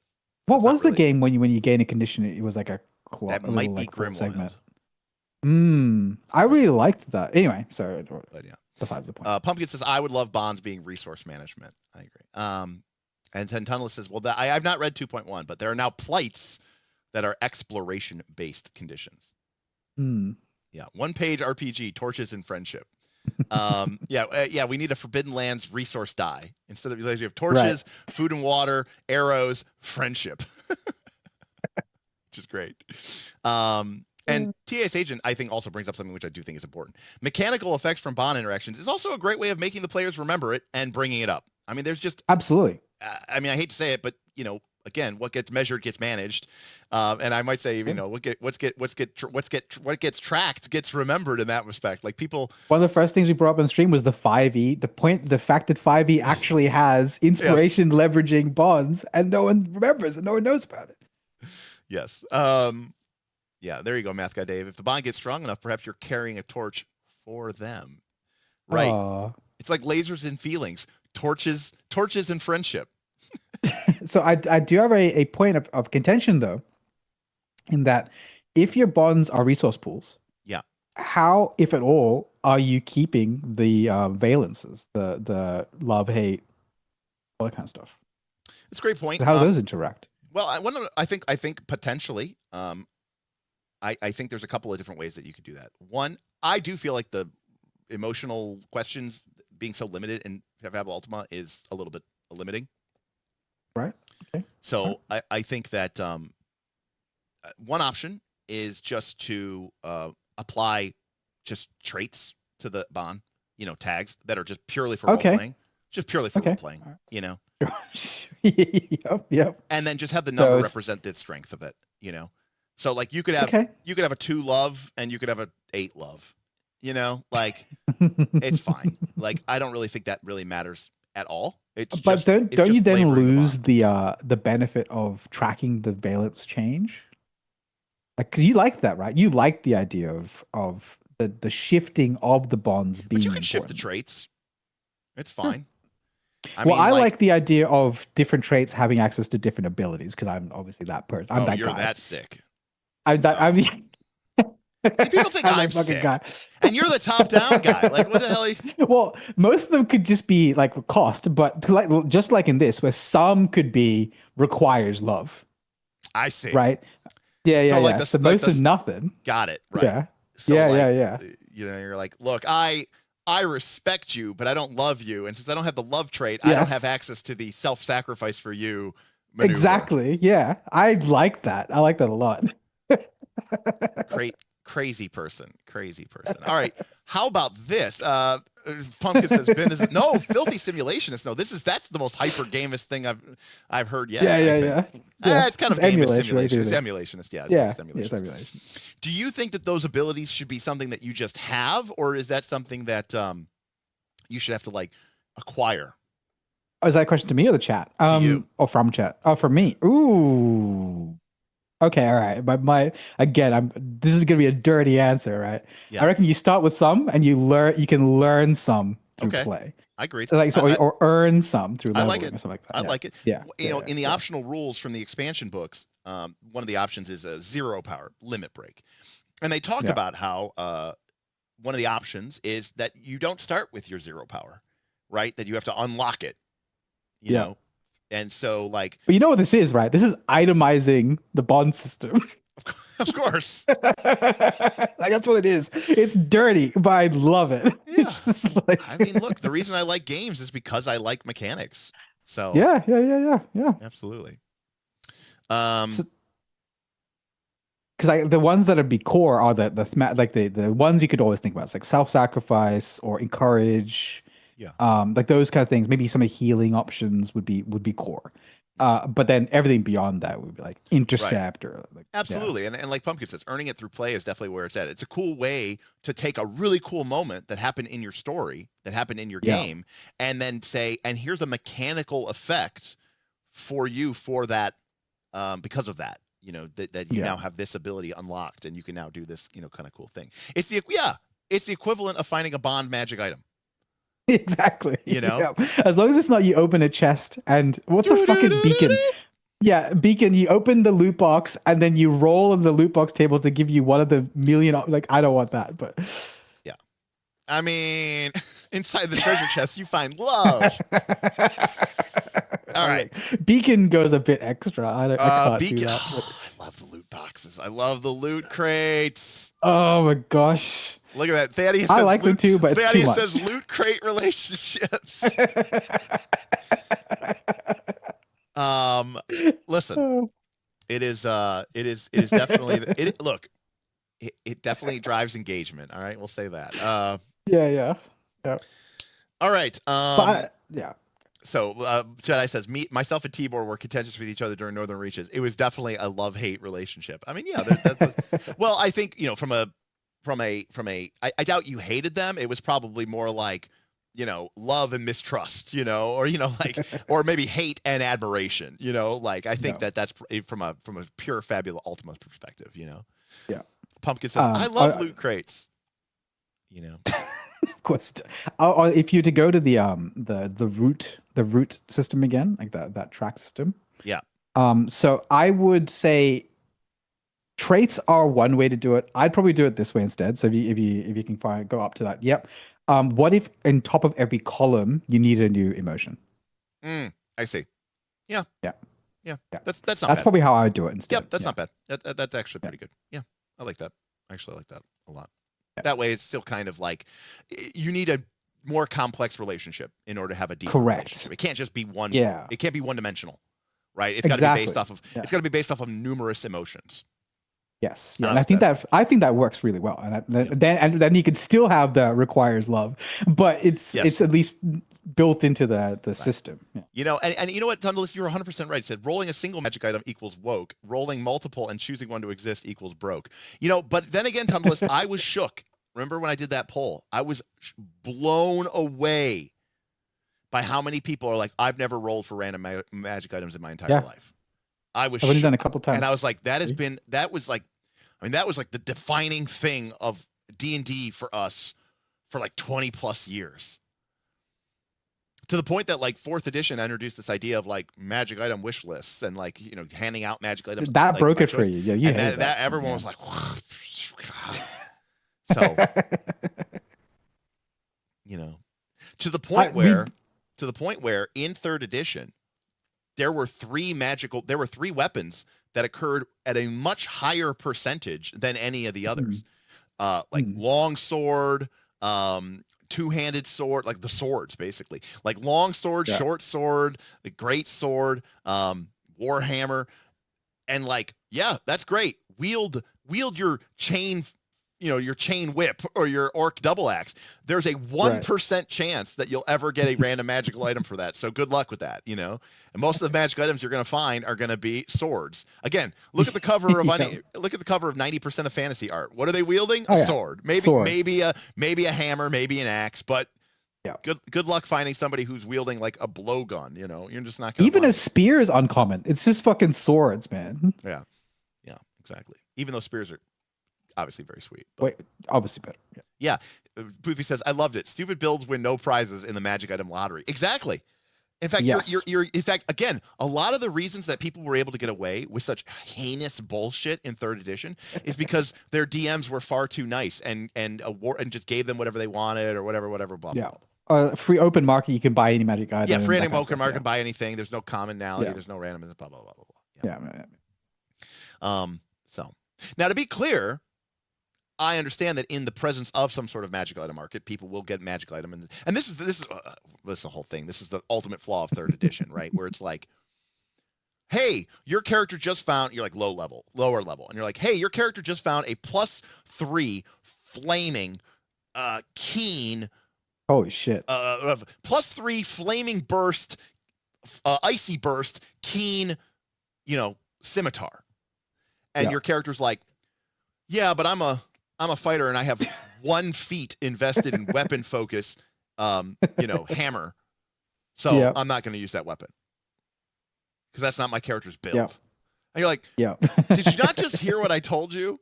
It's a +3 flaming burst, icy burst, keen longsword.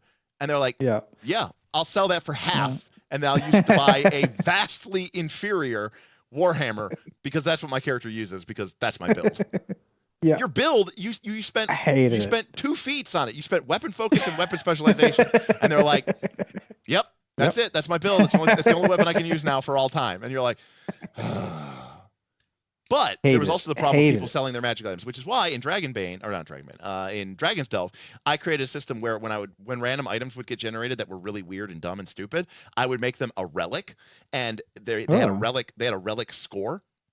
And when you got awarded experience points, you totaled up your relic score. And if your relic score was higher, you got bonus XP.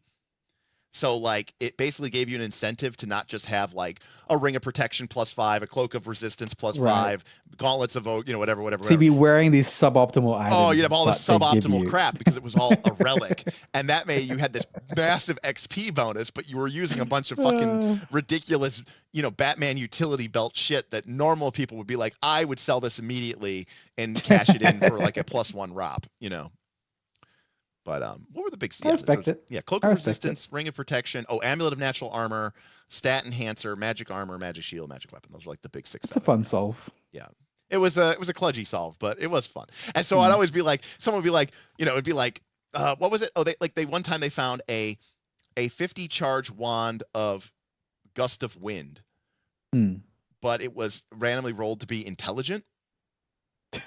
So it was an intelligent magical item that was consumable. Yeah, that's pretty fun. I like that a lot, actually. It's like, as you casting it more, it's dying. Yes, it's dying. Yeah, and then really of course, good. naturally, of course, it had to be upgraded. So it got a name because it was an intelligent item. So it became known as Hurricanus. That was the name of the wand. But yeah, so we had these really dumb items that had this relic bonus, and then people kept some. And again, you had to make a choice. Cool. You could sell the item still and try to buy something, but anyways. That's that. Yeah, that's that. I think you've come up with a pretty cool system overall. Like there's like tweaking to do as to like, all right, how many? But see, this was the design. The development is where you go and you fine tweak it and all that other stuff. Yeah. But there's some ideas here. Boofy says I need to steal that consumable intelligent item idea. Oh, that's good. Tumblr says, I had a campaign where a powerful circle of magi turned themselves into intelligent magical items to hide from the bad guys. They met the idiot who turned himself into a magic arrow first. That reminds me of a story from our 4th edition campaign. We had this party of good heroes, right? Aaron was William Brandis, and he was basically an Aragorn character. He was like he was destined to become the ruler of fallen Netheril, and we had this elven Eladrin cleric and stuff like that. And then we talk about like the middle tier, when they were in the it's like their Empire Strikes Back. It's like when they got a little dark. They started making deals that they shouldn't have made and all this other stuff. Well, they met like a Lich Necromancer in the Underdark. They were going down to a Drow city, and they met this Lich Necromancer. And the Lich Necromancer was, pretty friendly to them. And like later on, they talked about like how we should have killed them. And the Lich Necromancer is like, he's like, well, I'm gonna help you out. And here's this really sweet staff.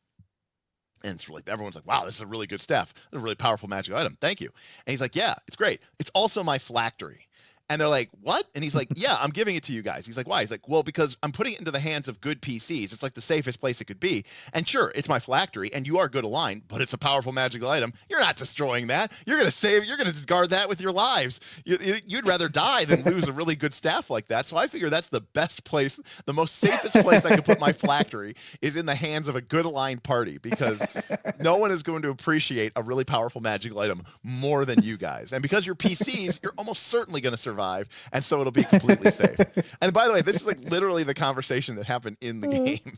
That's fun. That's fun. Oh, it was good times. I had an idea. I'm not sure if you're still working off chat, but I do have an idea when you have time for it. I mean, I'm ready to wrap up, but yeah, I mean, all right. Okay. So, because I kept while we were kind of wrapping up here, I remember that one of the things that we both liked that we haven't incorporated, that we think is one of the strongest ways to do it, is one of the only things Dungeon World done right, which is the little session level sentences or statements about your bond, which is how you get XP for leveling up, right? I'm not going to say you can't have everything, because I don't think you can layer that on top of this. But what it did bring up, no. But what it did bring up to me was, like, obviously you have your campfire scenes. It's the way you increase your bond or whatever. But what if there was also bond quests? Ugh. For example, not like class level, sorry, a party level. But what if, for example, like Matt Colville's quest cards idea, where a PC would be given a quest card based on something they thought of in the session. It's like, oh yeah, maybe I want to do that one day. That's not Matt Colville's idea. That's fourth edition. Yes. Yeah, this is 4th edition. Yeah. So 4th edition's quest card idea, but for bonds, it could be like one PC mentions that, I don't know, like he always liked this thing, and someone else goes, "Hey, you know what? I'm gonna write that down as a bond quest for myself, and that will give me a bond rank if I complete it." And then you just have this like just sitting there simmering in the background, this list of things you might do that to help other people. I'm just thinking that could be fun. I mean, it could be very good for, I suppose, like a very sandboxy type thing. And if you wanted to have like these very, very mechanical elements, I mean, I think I would rather have the bond still sort of develop organically, through Just what happened. what happens in the what happens in the game narrative. Yeah. rather than having quests that drive it forward. Yeah. So. Yeah. Zipper says, if you have Heart City in these, take a look at page 102. Their bond system is similar to what you are talking about. Ooh, I've never heard Heart the City Beneath. You didn't see our first look? No, the YouTube and the year 1% whatever of whatever overhead channel, you are not even close to my top was like the Swedish Diablo 2 streamer or what the fuck I like watch. It wasn't like I bet I'm not even in the top 50. Oh no, I'm probably for top 50. I'm not above top 20%. I'm on page 102. I don't see anything about bonds. Oh, it's the PDF. It's actually page 98. All right, let's take a look here. I'll put it on the whiteboard. I don't know how you guys have time to watch all these first looks. They're cool. Unlike you.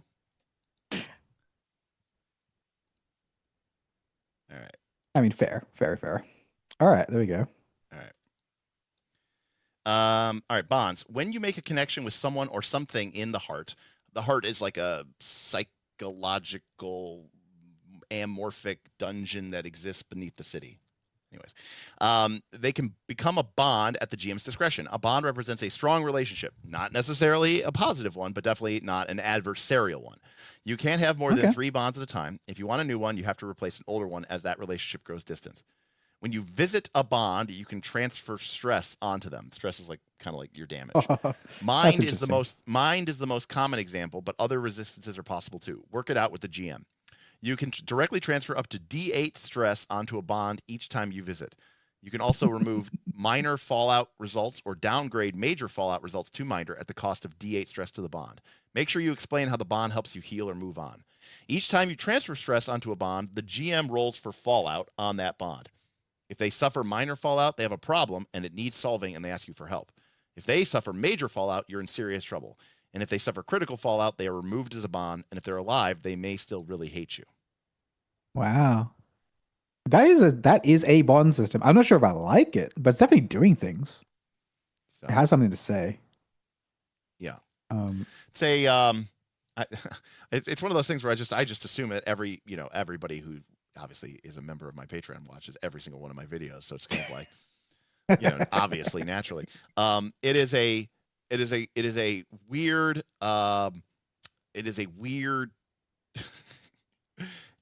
like there is one of the classes is you have like you're like a living beehive, a deep apiarist. Okay, sure. That's good art. I like that art. That's pretty cool. So it's a really weird, strange, kind of trippy game system. Yeah. Anyways. I can see that because it is very interesting. Like, essentially, your bonds in this game are just, I mean, I guess it's described as emotional outlets, but they're essentially just your HP bags. You're acquiring HP bags throughout the town that will sometimes need help from you. Yes, correct. I find that strange, but I can see what it's doing. Yeah, very cool. Very cool.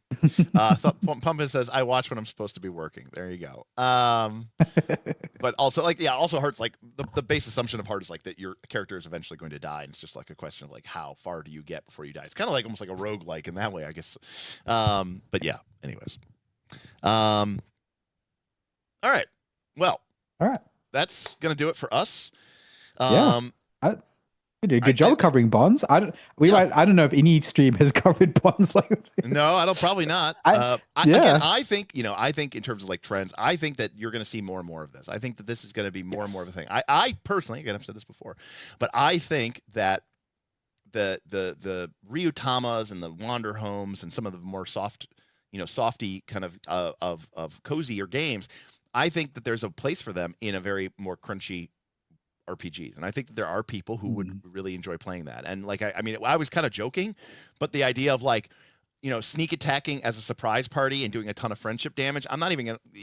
That is something that somebody out there would like, and not just like some super hyper niche. I think there's people out there who would really get a kick out of that. The type of stuff that would make a lot of people like be like, especially old school grognard people roll their eyes, like a sneak attack birthday party. Come on, this is the worst thing I've ever heard. But I think there's a lot of people. I think sounds really fun. That would really enjoy that. Yeah, and I mean, you're gonna have to find GMs who are willing to make towns. That's hard, but yeah, or you have to pre-write a bunch of towns. In which case, you're almost making a board game. You could make oracles. You could do a bunch of stuff and all like that. Tundalus, we do have a Majesty, His Majesty the Worm first look in the queue. It's Land of Eam, Heroic Deeds, Dolmenwood, Wicked Ones, Die RPG, and then His Majesty the Worm. So it's about 5 or 6 down. So we got a couple before that we get to there, but we will eventually cover His Majesty the Worm, which should be. So fun. What is the next couple of weeks of Knights of Last Call looking like? Well, we are going to do a stream Tuesday with Bob. We're going to cover Land of Eam from Exalted Funeral, and sure after that we're going to cover Dolmenwood and heroic. I don't want to say it wrong. Heroic Deeds, which is a game that was it's a small indie press game. We like covering those as well, like Tactiquest and Trespasser. But we're gonna do Land of Eam Tuesday with Bob and Vin. Now Wednesday is New Year's Eve. Thursday is New Year's Day. And we are going to be doing Thursday, New Year's Day. We're going to be doing the One Ring. With Bob and Danny and stuff like that. Now, sometime this week, which is still patrons only, right? What, One Ring? Yeah, the One Ring is patrons only. Okay, so that's only going to be for patrons. I'm going to try to, depending on when they come over, if they come over earlier in the day on New Year's Day, we'll probably run that, and then I'll probably stream Thursday night, and I will do the Golden Knights, my 2025 rewards, the Knighties, give away the Knighties. If I can't do it Thursday, I will try to do it ASAP, so probably like the 6th or something like that.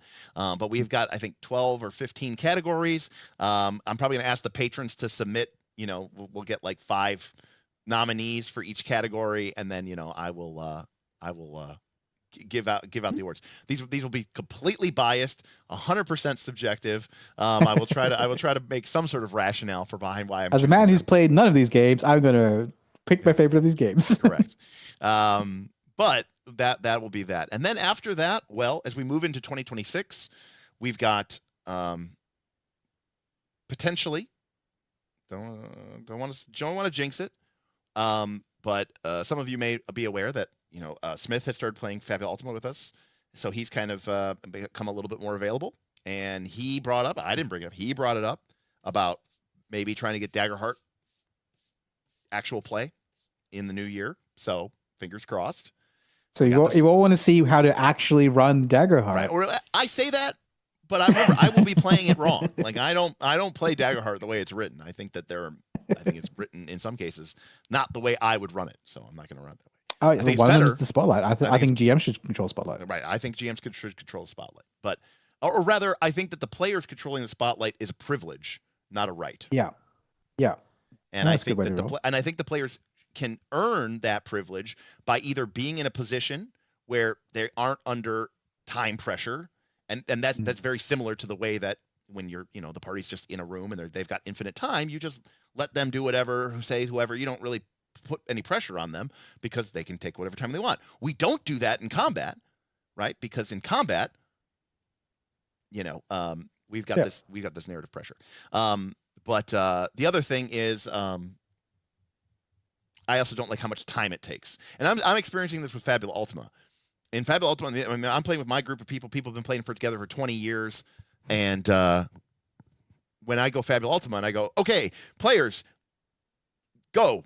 And they're all like, well, I was gonna go unless you want to go. I mean, Smith, were you guarding? Were you gonna guard? If you're gonna guard first, you should guard first. No, I was thinking about attacking. George, are you casting your divination spell first? Well, no, I was gonna attack, and I was like, okay, it just slows it down. And we even discussed at the end of our Fabula Ultima thing, like we should just have a default order. Right. And if somebody wants to, they can just say, "Oh wait, I need to go first this time." Okay, cool, go first. But otherwise, I will just go to Bob, and I'll just be like, "Bob, you go first. You know, you're the quick Han Solo rogue. You know, Han shot first. Bob, you go first. Unless otherwise noted, anybody can gainsay you, but I'm just going to go straight to Bob, and I think that'll really speed things up. And the same thing's true with Daggerheart, right? Which is, in theory, you could totally pass the spotlight to the players and be like, all right, guys, go. And they could be like, great, and then move really quickly. But a lot of times what it devolves into is who wants to go? Or more, someone else can go. I want to go, but someone else can go. I don't want to take the spotlight. And you get this a lot of deferring, and it just slows things down. So you want to say like, Bob, what are you doing? And then and go from there. Yeah. So anyways, which is not how it's written. So But that's number one. And so that's Daggerheart. Number two, I of course am going to be running my solo Moria game of the One Ring, where I'm going to be using the solo rules for Moria, but I'm going to be playing it with chat. I'm going to create a bunch of cool mechanics that'll hopefully be fun for you and profitable for me, and make it so that we can turn this into a fun little exercise that doesn't eat into my tip. Because again, I said this before, Patreon pays my bills. Tips and super chats are my spending money. Like that's what I get. That's what I can use to buy fun stuff and have fun stuff. So profitable equals fun. Well, for me, Thaddeus, it is, but for you, hopefully it is. So we're going to be doing that in the new year as well. We have a list of first looks that we're going to be working through. You have to do that draw steel thing you owe. We're going to still cover draw steel. We're still going to cover Daggerheart. Now the real question, the $1 million question. Well, probably not $1 million, although that would be hot fire. Is Derek going to make something? I don't know. We've gone through these a million trillion bajillion times. There's a lot of advantages and disadvantages to doing anything and everything. But draw steel fiction reading is correct. I will say right now, I think the thing that is most likely to happen, which I would probably want to coincide with, and it wouldn't be like a Kickstarter because it's not something I would kickstart, just something that would be available, would be, it may have been Jess that suggested this, I think, which was just do a release of my Daggerheart Druid with the 2 changed domains. My new domain of Elemental and my new domain of Primal. Oh, wow. Okay. So, all right. So you're going to do a full domain build 2 full as well. Domains. Yeah, for the new, because the new class needs 2 full domains. To be fair, though, the thing about a domain is it's 10 levels, it's 21 abilities, and a lot of those abilities are sort of priced in because it's like, well, it's the primal ability. It's like you got to have a entangle spell. You got to have a heal spell. You got to have a talk to the trees. You know what I mean, type of thing. So now the problem with something like that is, and this is where I get into trouble, is with something like Daggerheart, I wanted to fundamentally reconstruct the game so that it used a more of a ritual system for all of, let's say, the utility effects. Yeah. But if I make a domain for it and that system isn't ready, am I just making you a system that I intend to not use? Well, my response to that is, it's interesting. You might not like this response, but can't you fit a ritual on a card? Of course, but now I'm kind of selling you 2 things, and now I'm developing 2 things, because now I'm asking you because right now it's like, oh, here's just a new druid class with 2 variant domains, but it fundamentally plays out and works a lot like the other domains. But if I suddenly introduce this kind of escalating tier-based ritual system, now it's like, okay, now I feel like I'm getting 2 things instead of 1. And I don't know if that's too much of a change. And not to mention that from my perspective, now means I have to develop the new abilities and make sure that this ritual-based system works as well. works. Yeah. I do wonder who is the target audience, right? So it's like you have to kind of figure out what their appetite.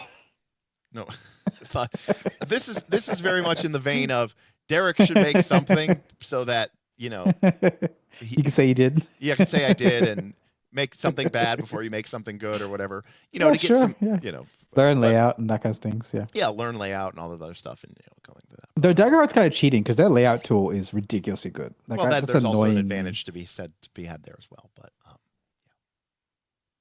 And then of course other people say, people say things, and then I'm like, I don't think you know what you're saying, because people will say things like, Derek, because I was talking about like the amount of time. They're like, you could just stop going on the Discord and talking to Discord patrons members, and you'll be fine. And it's I told you that. You told me that. Ration out your time. Terrible advice. And I'm like, yeah, that'd be great. And it's like, hey guys, I have a game. Oh, I have no more patrons. That's fantastic. You say that, but again, you built this with a full-time job, so that is true. But my full-time job was mostly consisted of me running, Apache Spark code from my computer while working from home and having Discord up on my other monitor. So okay, I did not know that. Yeah, because I can't Discord while at work, but yeah. So I can definitely Discord like at work. I mean, I had very few meetings, so I definitely had times where I was more locked in than others. But yeah, I had a lot of downtime. So, all right. Well, thank you, Vin, for joining us. Thank you to everybody who showed up tonight on a Sunday night. We'll be back. We'll be back in a couple days. Shout out to Tundalis for the super chat and for your love of Pathfinder 2. Shout out to all the new follows and Prime subs that came in across the channel. Really appreciated that. Karima, thank you for the super chat. Scotty, thank you for the massive tip to get us started off with the Fruitful Void support. Really appreciate you for that. And Clopster Roll with a $20 super chat. Thank you so much, especially since we got to make fun of me and being happy with something in a one-page RPG. But again, thank you to everybody who supports the channel through Patreon, through your adventure supports, through your Prime subs. It means a lot to me. So that is going to do it for me. So Vin, thank you for being on. We're going to get you back on. I love RPG design streams. Like these are rare that we get to these happen, and then we to be on one. This is the first one I've been on. So well, they are very. We already cover pretty narrow niche esoteric stuff, right? Yeah. But then this is straight up. This is a level below that. Like this is.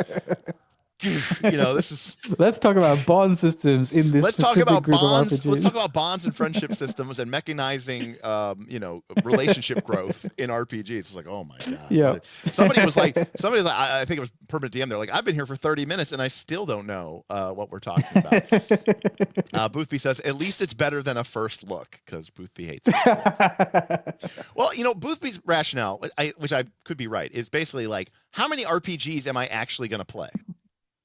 How many do I need to see? Yeah. And I don't think Boothby, unlike 90% of our patrons, I don't think Boothby secretly is like designing an RPG in the background. So he's not like, I'm just looking for new mechanics and inspiration to, to steal and beg and borrow from, Yeah. So Tundalis said, Boothby, get out. That's the G-Pote right there, Tundalis. That's the G-Pote. That's the greatest player of all time, for those of you who don't know.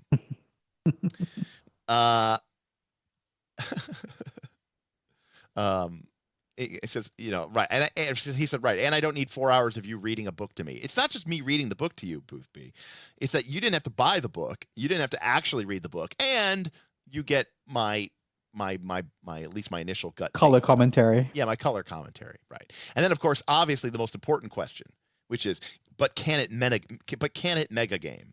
Which I think is really important.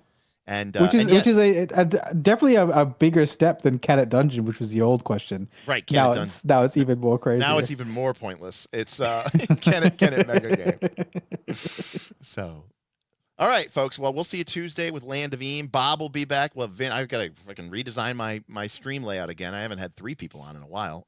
My request is that you find a way to have you and Bob in the studio doing it. That 100% depends on whether or not Bob. He can leave the house. Can be available. If he can, yeah, absolutely, come over. I mean, we've got everything pretty much set up, and awesome. Yeah, that's the only content I don't care about is the mega game stuff. You know what? You say that, But what if people started getting hyped for a Trespasser mega game? I bet you would change your tune real quick. Oh, he'd there, be all sir. over it. He'd be so all over it. excited. The group starts building using all your fortress or bastion building rules, Yeah, or yeah. your base building rules, and they start using it as a communal sport. You'd be all over it. You just don't like the mega games because none of the mega games interest you personally. All right. Thank you so much, everybody. Thank you so much for joining us, and we'll see you next time on Knights of Last Call. Peace out, everybody.